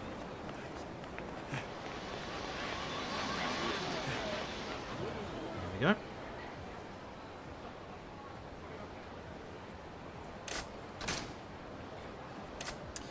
And unfortunately, the person we find isn't actually Kiryu, but is instead the vice leader of the Kazuma family, the absolute legend himself,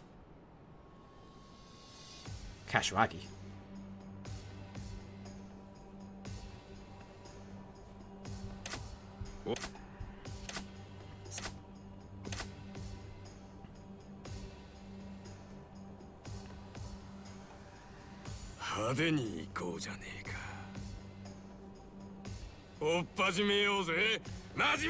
There's a couple of bosses that you don't want to see their second faces for. Kashiwagi's one of them. So, we're going to start off with a normal combo, because Kashiwagi walks towards us a little bit. We're going to try and push him into that corner ahead of us. Pushing him into the corner makes it easier for us to keep him on the ground with Breaker combo. And of course, you all know the deal. Nish Tani strats. Switch to Slugger, use the heat move as soon as he's about to stand up, not before, because there are 2 heat moves associated. Gives him enough time on the ground for you to do another Breaker combo.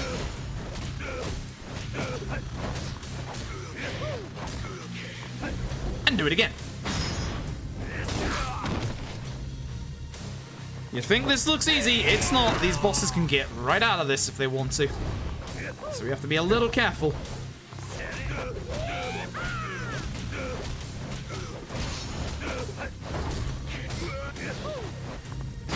Watch this QTE. See how fast that was? Fastest QTE in the game. And on Legend difficulty, you have less than 1/3 of a second to react to it. Stop going away, Kashiwagi. Thank you very much.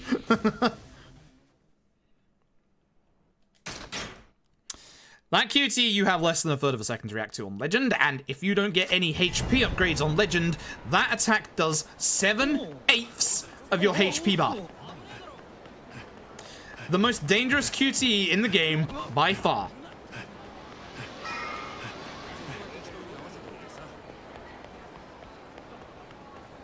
If you let Kashiwagi do his shit, he's actually really nasty. Which also goes for this next fight. Legend runs are actually really fun.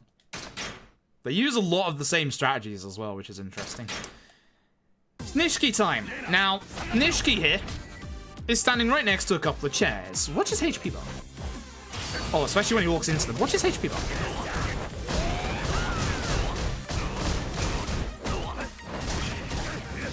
to the doubters who said the breaker wasn't broken, I give to you the fact that Nishiki is almost at half a HP bar in one combo. Now Nishiki can unfortunately glitch out. Sometimes he does not want to go into his second phase. Like so. He is glitched again. There we go. Come on. No. We're gonna get a quick transition? No. We're gonna have to wait for him to grab and throw us. So shame, we're not gonna save any time on this fight. So, usually what's supposed to happen is he's supposed to go straight into his second phase immediately. Doesn't always happen. It's a shame. Such a shame. Oh, there's the 4 NPC stack that is a literal physical block. The only one in the game. Like, look at these 3 NPCs here. You can run right through them. But that 4 standing outside Serena? Nope. Literal giant invisible wall for some bizarre bloody reason. Very bad Nishiki fight. We are probably going to lose some time. So, no fight spawn outside means there's probably one inside, so hold your dash and then run forward. That was the fight spawn there that we walked past. Hello, Shimano, and your wonderful eyebrows. Actually, no, we might be okay. I'll save a tiny bit of time, which every little helps at this moment, so I'll take that. Hey, PX, we're doing good. Right, so, Majima's last normal chapter. This one is a slow one. This is a very, very slow one. There's not much we can do about this. Makoto's starting to get her eyesight back, and we're going to go for Takoyaki. Let's go for Takoyaki. I do have a lot of time saved, but it is in a chapter that is highly volatile. The most volatile chapter in the entire game. So, it's not necessarily a good thing. So as you can see there, Makoto's going to fall over because she's still partially blind. This is completely random. The only times where she will not fall over is when there is dialogue going on. Now, you can see on the minimap at the bottom left that we are the size of an arrow, chevron. And when we get more than one chevron's distance apart, this happens. Now, what happens here is that you're supposed to wait for Makoto to catch up with you. If you're looking at Makoto, she will literally walk towards you. If you are not looking at Makoto, she'll teleport. So she's not going to fall over here. It's in the middle of dialogue. Can we keep the chat in English, please? Thank you very much. It is in the rules.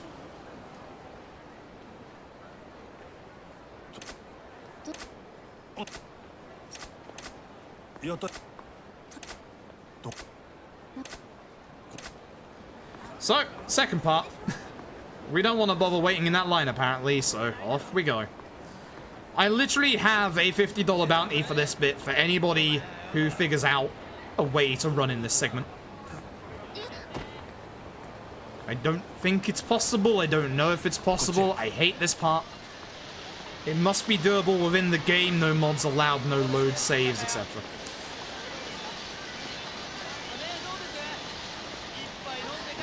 She's falling over very fast today. This is bad.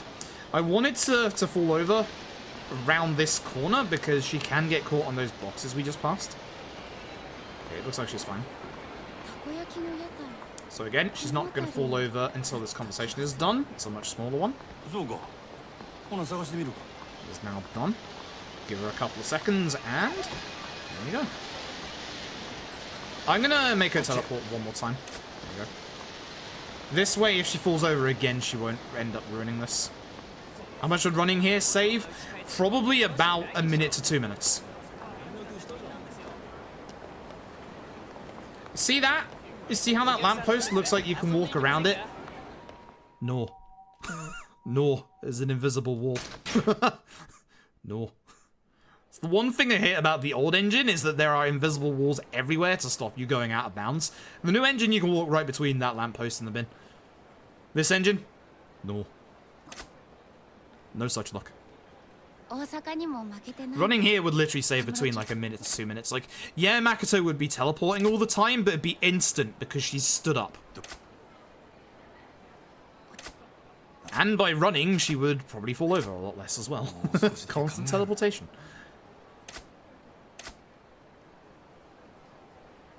This bit has plagued us for years. It's just, this is the slow chapter. There's essentially only 2 fights in this entire chapter. It's not the longest chapter, that's the finale, but it's the slow chapter. Actually, chapter 1 might be longer than the finale. I'm not sure. It might pull a judgment on us. Oh, the new Sakura Balls? Yo, nice. I need to get that still. My physical copy was cancelled by Amazon for obvious reasons. So let me know how it is, because I am interested. I'm very interested. I need to get it at some point. I just have no free time at the moment. What even is free time? I mean, it says the guy doing a 4-hour run, yeah, but, like, literally I don't have any time other than this. Also, for those wondering why I'm skipping some cutscenes and not skipping others, it's because certain cutscenes in this game aren't skippable. Why? Don't know. Ask the devs. It's literally weird. Mostly we think it's because any cutscene that leads into a fight isn't skippable, but then there are cutscenes that lead into fights that are skippable. So, shrug. That's the kind of like the rule with the older. Oh, that's a bad fight spawn, and somehow hasn't noticed me until I've almost left the alleyway. Okay, bye. That's kind of the general rule with the older Yakuza games. Is literally like some cutscenes are skippable and some aren't. The new engine is wonderful because 95% of all cutscenes are skippable. That's why we love the new engine, because it makes the new engine basically most Yakuza runs. Or most of the Yakuza runs of the PS3 years are between 3 to 6.5 hours. Almost said 5, and I forgot about, ironically enough, 5. But the new engine runs 6 itself, even though it's got more cutscenes and stuff, is actually sub 240, I believe, or is it close to 240? Kiwami 2 is the quickest Yakuza speedrun at sub 2 hours, and also has a complementary 2 speedruns that are also 10 minutes and 30 minutes at this point, which is nice. All second nature. The runs that I remember all the cutscene skips for are this, Kiwami 1, Dead Souls, 6, because 6 is obviously easy, same with K2. There are actually some cutscenes you can't skip in 6 and K2, so with those 2, I've remembered the ones that I can't skip over the ones that I can skip, obviously. Freeze are pretty obvious. Actually, yeah, Freeze is pretty obvious, 4s is pretty obvious, and 5s is very obvious, because whilst not the out-and-out answer, 3, 4, and 5, their cutscenes, the only ones that are skippable, are mostly just the ones that are CG. With 5, the only cutscenes that are skippable are CG. With 3 and 4, there's a couple of other cutscenes that are skippable, but they're kind of few and far between. And then Judgment has lots of skippable and unskippable stuff. Judgment has a lot of unskippable stuff. A hell of a lot of unskippable stuff. So for this fight, even though obviously you want to go for the knife enemies first, we're just going to go for the enemies that are in a nice big cluster together. I hate the baseball bat guy here because he always interrupts me with a combo, so he gets to die first. Definitely speed optimal and not just because I'm angry that he just kicked me. Okay, so that guy's aggro, so we know that the aggro guys are going to run towards us. That means that we can leave him till last, because we know he's just going to run at us and try and attack us. And because we're in the middle of that breaker combo, it's rare that he's going to be able to hit us. If he does hit us, which he can do, that's just an unfortunate turn of events. It does happen, sadly. Bad fight spawn. Leave me alone. Again, we do have cash confetti to deal with fight spawns, but we'd rather not use it because it does lose us 4 to 5 seconds per usage. No fight spawn at the Vincent Crossroads, excuse me? It's not my birthday.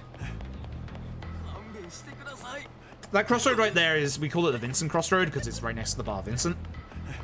It's literally the worst place for fight spawns in the entire game.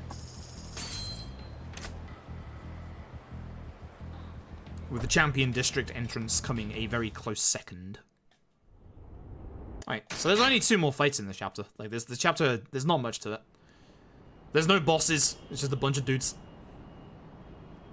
In fact, it's these bunch of dudes. Funny that. Just standing around, having a good time. On the lookout for something.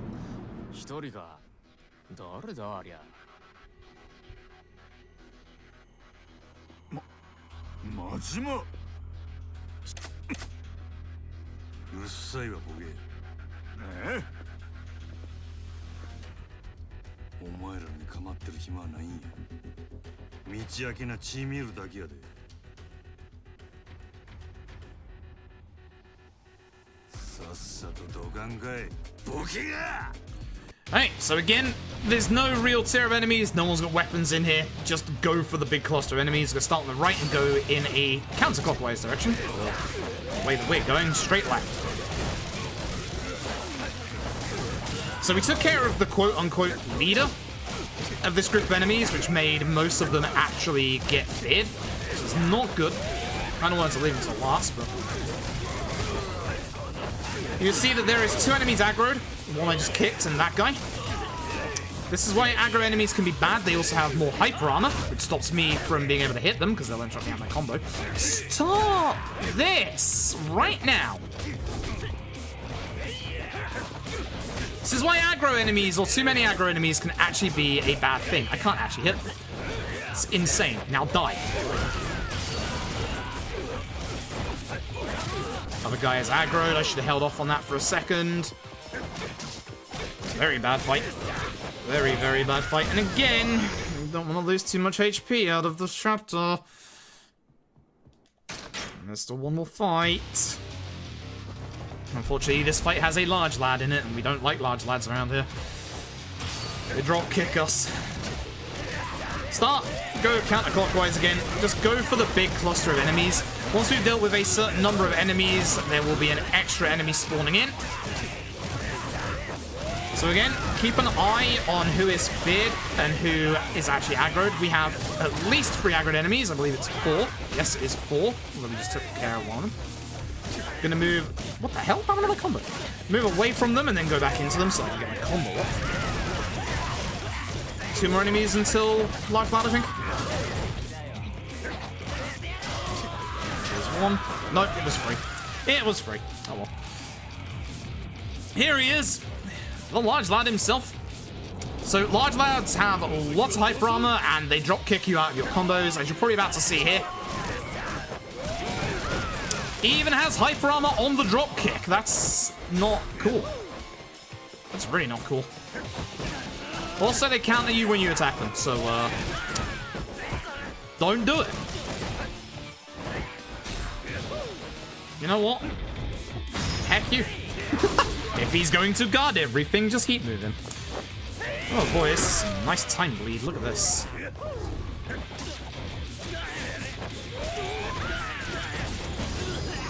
Run's not dead, but it is very much in jeopardy. That's not good. That's really not good. Right, so let's get us to the finale. That was a very bad set of fights in this chapter, and also Makoto falling over too many times. Makoto falling over in the walking segment is literally random, by the way. And now we make it to the finale. So reminder that any HP damage we did take hasn't been healed, which is very unfortunate.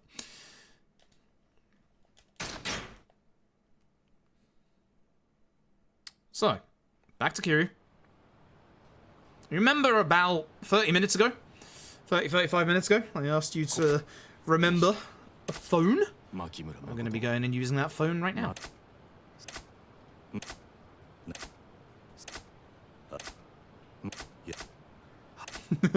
Nishiki coming in telling us about how Kashiwagi and he got his ass kicked by Majima.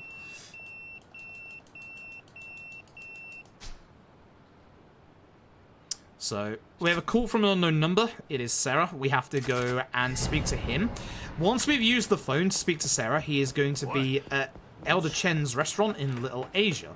Now, The nice thing is, as I pointed out, if you look at the map right now, you'll see we're heading towards Little Asia, and you'll see that there isn't a mark on the map, unlike the save points to the south of Little Asia.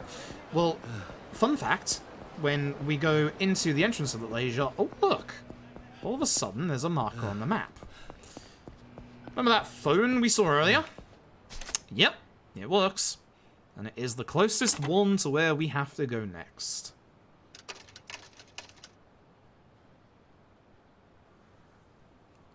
Very cute, that. And then we're literally in the area for the next part. Whoops, I'm getting... I don't like running in the old engine in these indoor bits because, again, because of how it stops you whenever you get too close, like an invisible wall, you stop a lot. Especially in really tight spaces like this alleyway here, where there's like pipes on the side that actually stop you. Past the Vincent Crossroads. Good fight spawn. I see it moving to the left there. Oh, hi, Shakedown. I guess that's the last time we'll be seeing you in this run. See you, buddy. Ah, because he shouldn't despawn after. Actually, no, he will despawn after this fight. Interesting. Wow, Shakedown transformed into 6 dudes. Interesting. So again, reminder. You'll see at the top, my HP bar is going to start lowered because of the damage we took in Yakuza 4. This fight is actually a lot more dangerous than you'd expect.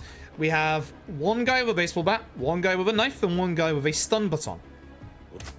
Knife and stun baton guy first.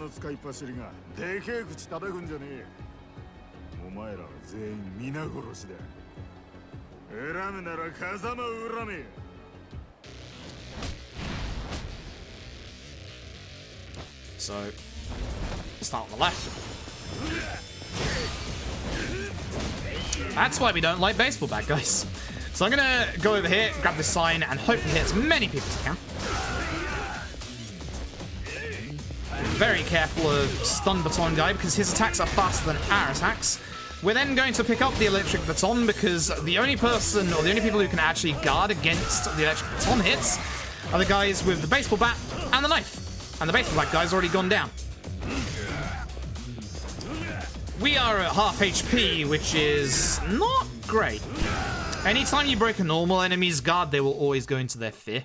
So you can get free hits. That is very not good. So you can see on the minimap we are being shepherded in a very specific direction. I don't know if Shakedown is going to be on the route or not, because he did despawn thanks to that cutscene. There is every possibility he might be along the way. And the trouble is, with this half HP, we're actually going to be tanking a lot of hits coming up. This is why I picked up the emergency healing earlier, just in case something like this happened, because I have not been playing well.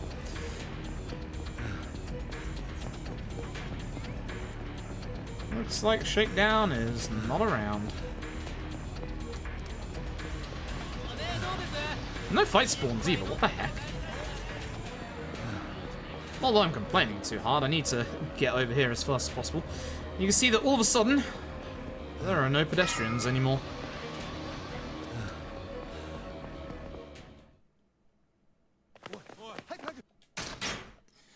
So essentially, you go from Yakuza 4 into that fight, which is surprisingly dangerous, into Yakuza 5. With no healing. This is where the run is going to get exceptionally dangerous.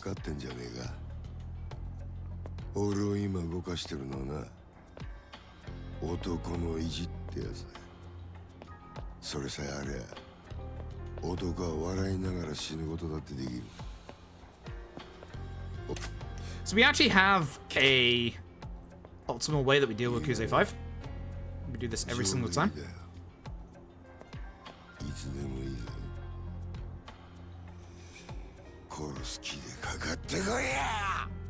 You need to keep your heat coming out of this fight, which means any heat moves must be done early on. So what we're going to do is going to run back to this coffee sign, hit Yakuza with it 3 times into a normal punch. Essence of the Beast Torment to get rid of an entire HP bar, as you'll see. Whilst Yakuza is getting up, we're going to go grab the bigger of the 2 signs here. Kuze's gonna either run over to us or stand there, sure. Hit him a couple of times. Be careful because of QTE.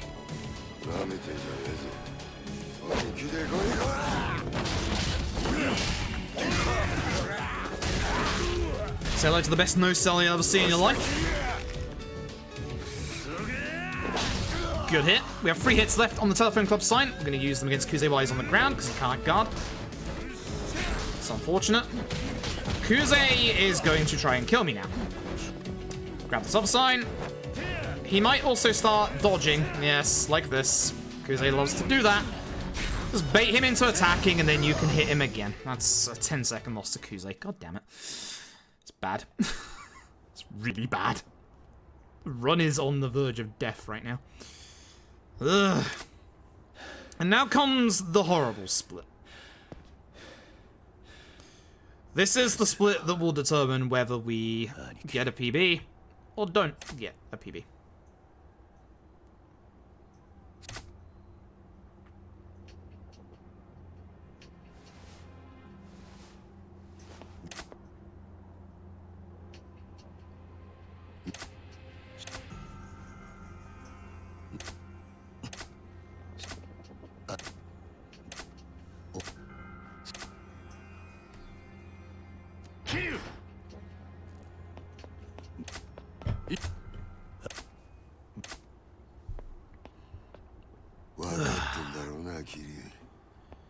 Yeah, PB would also be world record. I currently hold world record. I've held world record in this for about 3 years. Something like that. Taking it from the lofty heights of 5+ hours to sub 4. This run is my Magnus Opus. Magnum Opus, that's the one. Magnus. I'll have a Magnus if you don't mind. Now, this run is my Magnum Opus. This is the one that I have poured my heart and soul into over the years. I'm not saying it can't be beaten, of course. I mean, I feel like myself I could beat it by a good 2 to 3 minutes. It's just hard at this point. I've just been bleeding time in pretty much every chapter for the past 2 hours, possibly 3. It's really bad. I've been playing really badly for a long time. Had some rough RNG, we had 2 random fights before we got cash confetti that we couldn't deal with, unfortunately, so... Oh well. There's a couple of people doing runs at the minute, not as seriously as I am, of course, but... So the reason why you need to keep your heat here is for this starting bit. You need to switch the brawler. Listen for the gunshot. Dodge. Dodge the grenade. Heat move this guy. This is why you need to keep your heat. Reason being, listen for the gunshot and dodge. Go inside. I am going to die if I get shot even once. Did I just seriously knock the gun away? Didn't I? That's really bad. The gun takes care of every enemy in this room really quickly, but right now, I'm actually, like, taking care of everybody so fast that it doesn't matter. Nishiki, why are you inside? I'm safety healing because of 2 guys with guns in this room. So, shimmy in. Dodge gunshot. Hit guys with guns. Grab gun. 4 shots, 4 enemies. 1, 2, 3, 4. Switch to rush. Full speed. I'm grabbing this for new strats.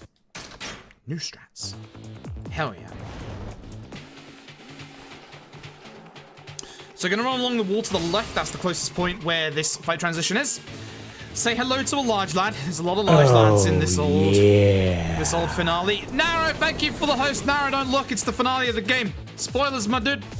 Look away. I love you. Thank you for the host. So you want to keep your heat coming out of this fight, which is why we're using a heat attack to end this fight.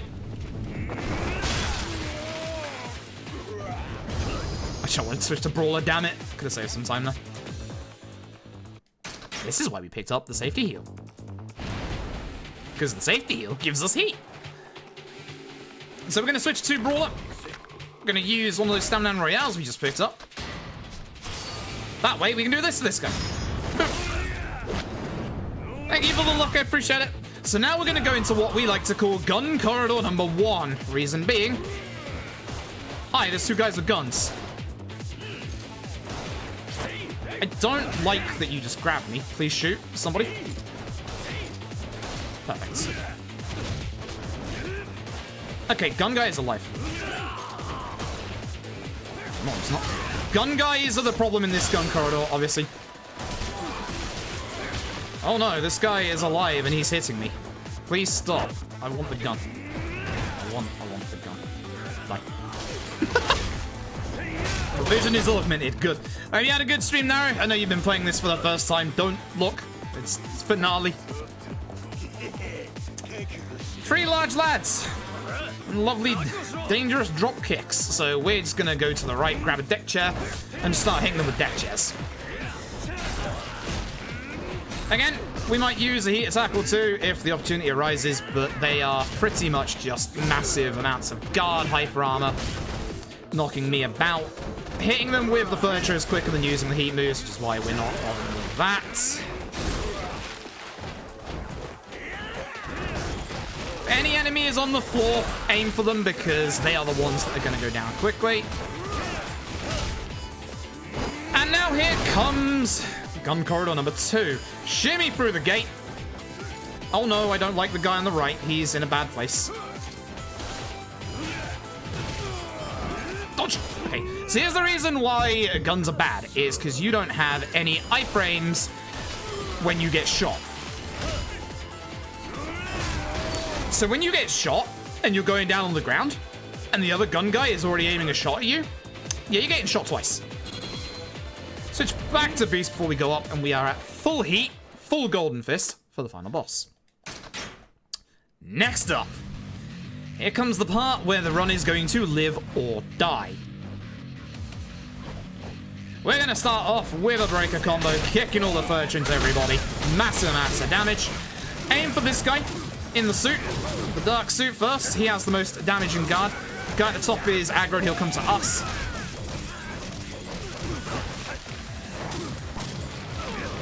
Unfortunately, this guy went away. Ouch. Don't like the dodge. Don't do that. Not allowed. Hey, when going around here, you want to do a triple hit. Be careful because there's 3 large lads. Surprise, surprise. Go for the one on the right first. His name is Yoshi. He's the worst of the lot. They all have massive amounts of hyper armor, as you can see there, and can knock you out of your combos. If you can hit one of them, hit him. Because the other one will usually drop their guard and run towards you like an idiot. I remember when you were in a similar looking corridor earlier as Kiryu. It's a different one, I assure you. And you can just run straight through. Easy peasy. You teach Nara Mahjong one of these days? Hell yeah. More people play Mahjong is cool. Get shot after getting punched. That's not good. The dodge does have a little bit of an attack to it. Pick up gun, shoot gun. I want to hit everyone at least once. Oops, that's not the style you want. Because that way they're all going to stay on the ground and not annoy you, whilst also taking some HP damage.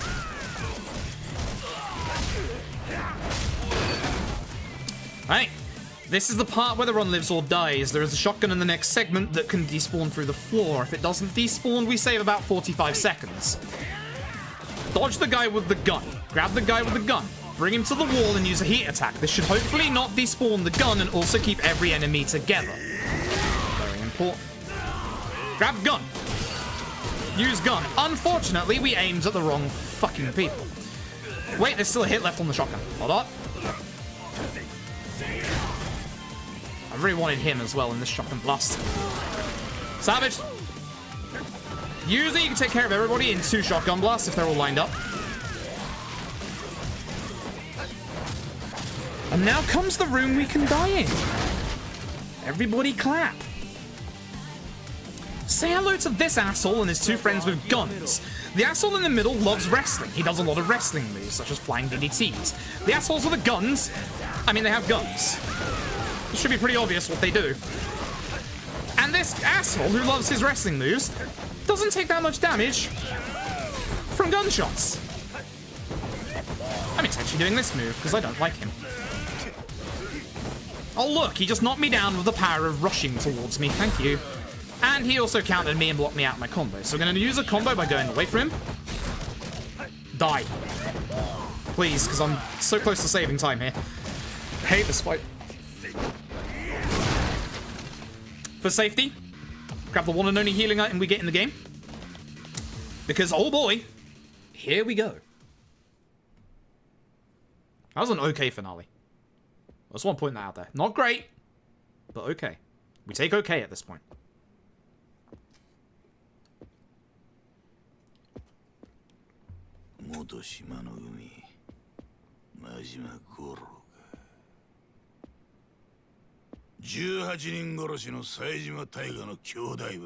Look, you finally decided to turn up. So, this fight is rough. If it goes horribly wrong, we're not going to save any time at all. If it goes horribly right, we might save quite a bit of time.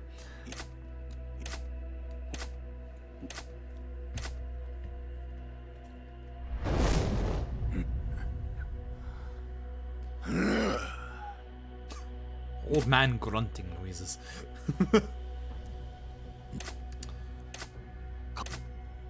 Right.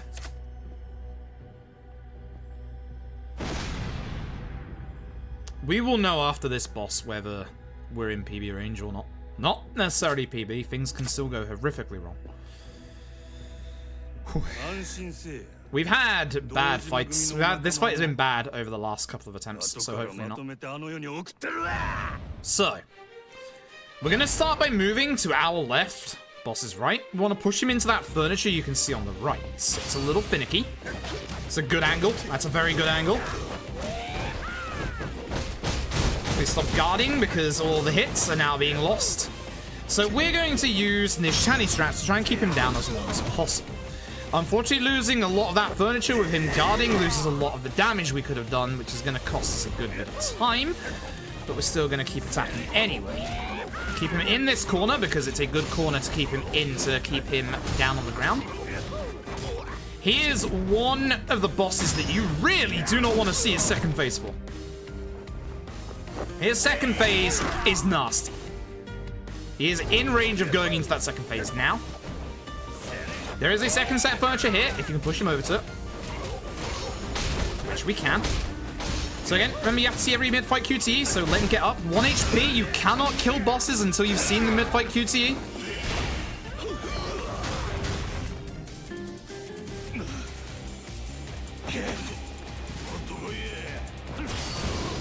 Okay. We are 9 seconds ahead all of a sudden. PB is possible. That was a good finale. We'll take that. It's not done yet. That was a good finale. We only started bleeding time a little bit before the end of that fight. That was a very good finale. Reason being is we had a bad kind of a Wano. Like, again, we could have done so much more damage if we'd have been able to use the furniture. So, Lao Gui. Same concept. Knock him into the furniture. Here's the key. Don't press any directions when you start this combo, because Lao Gui is lined up perfectly, as you can see, with the furniture. He has just gone from a blue HP bar to, once we're done with him, a yellow HP bar.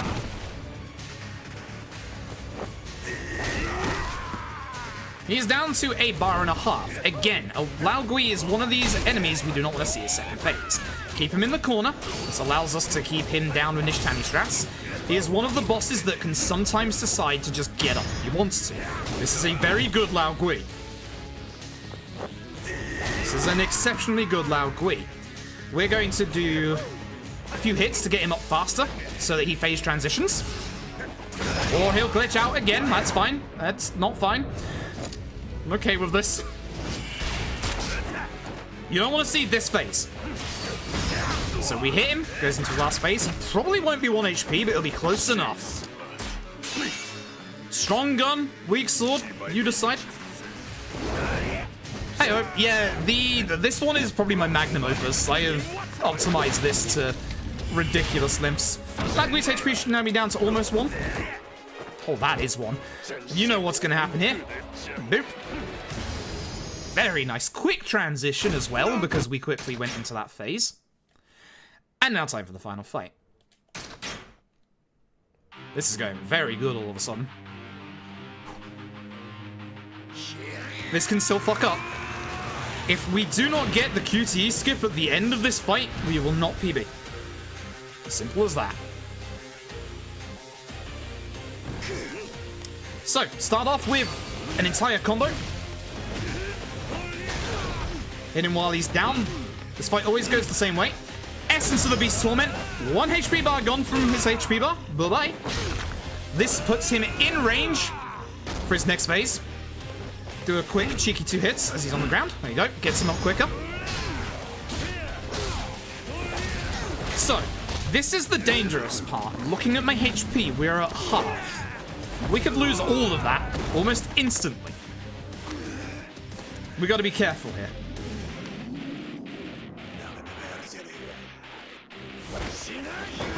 Completing the QTE gives us full heat. We want to try and get this table. The table has the most damage out of everything here. Chair is okay, it's not great. Be very careful because obviously it is beast versus beast. It's a shame. See that I'm taking a whole bunch of damage? Oh yeah. Oh yeah. We're just gonna heal up. We're not gonna risk it. It's an early phase transition, but I'll take it. It's fine.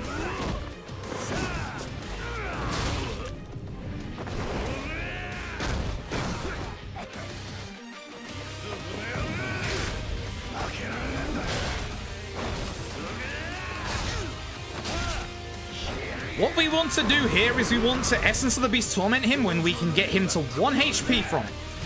That is very important to be able to skip an entire phase of the last QTE. Ah, he turned. That's a shame. If he hadn't turned, that would have been good. We're gonna bleed a little bit of time. Oh, Shibusawa, I don't like you. This should get him to 1 HP. Or close enough, we can kick him once.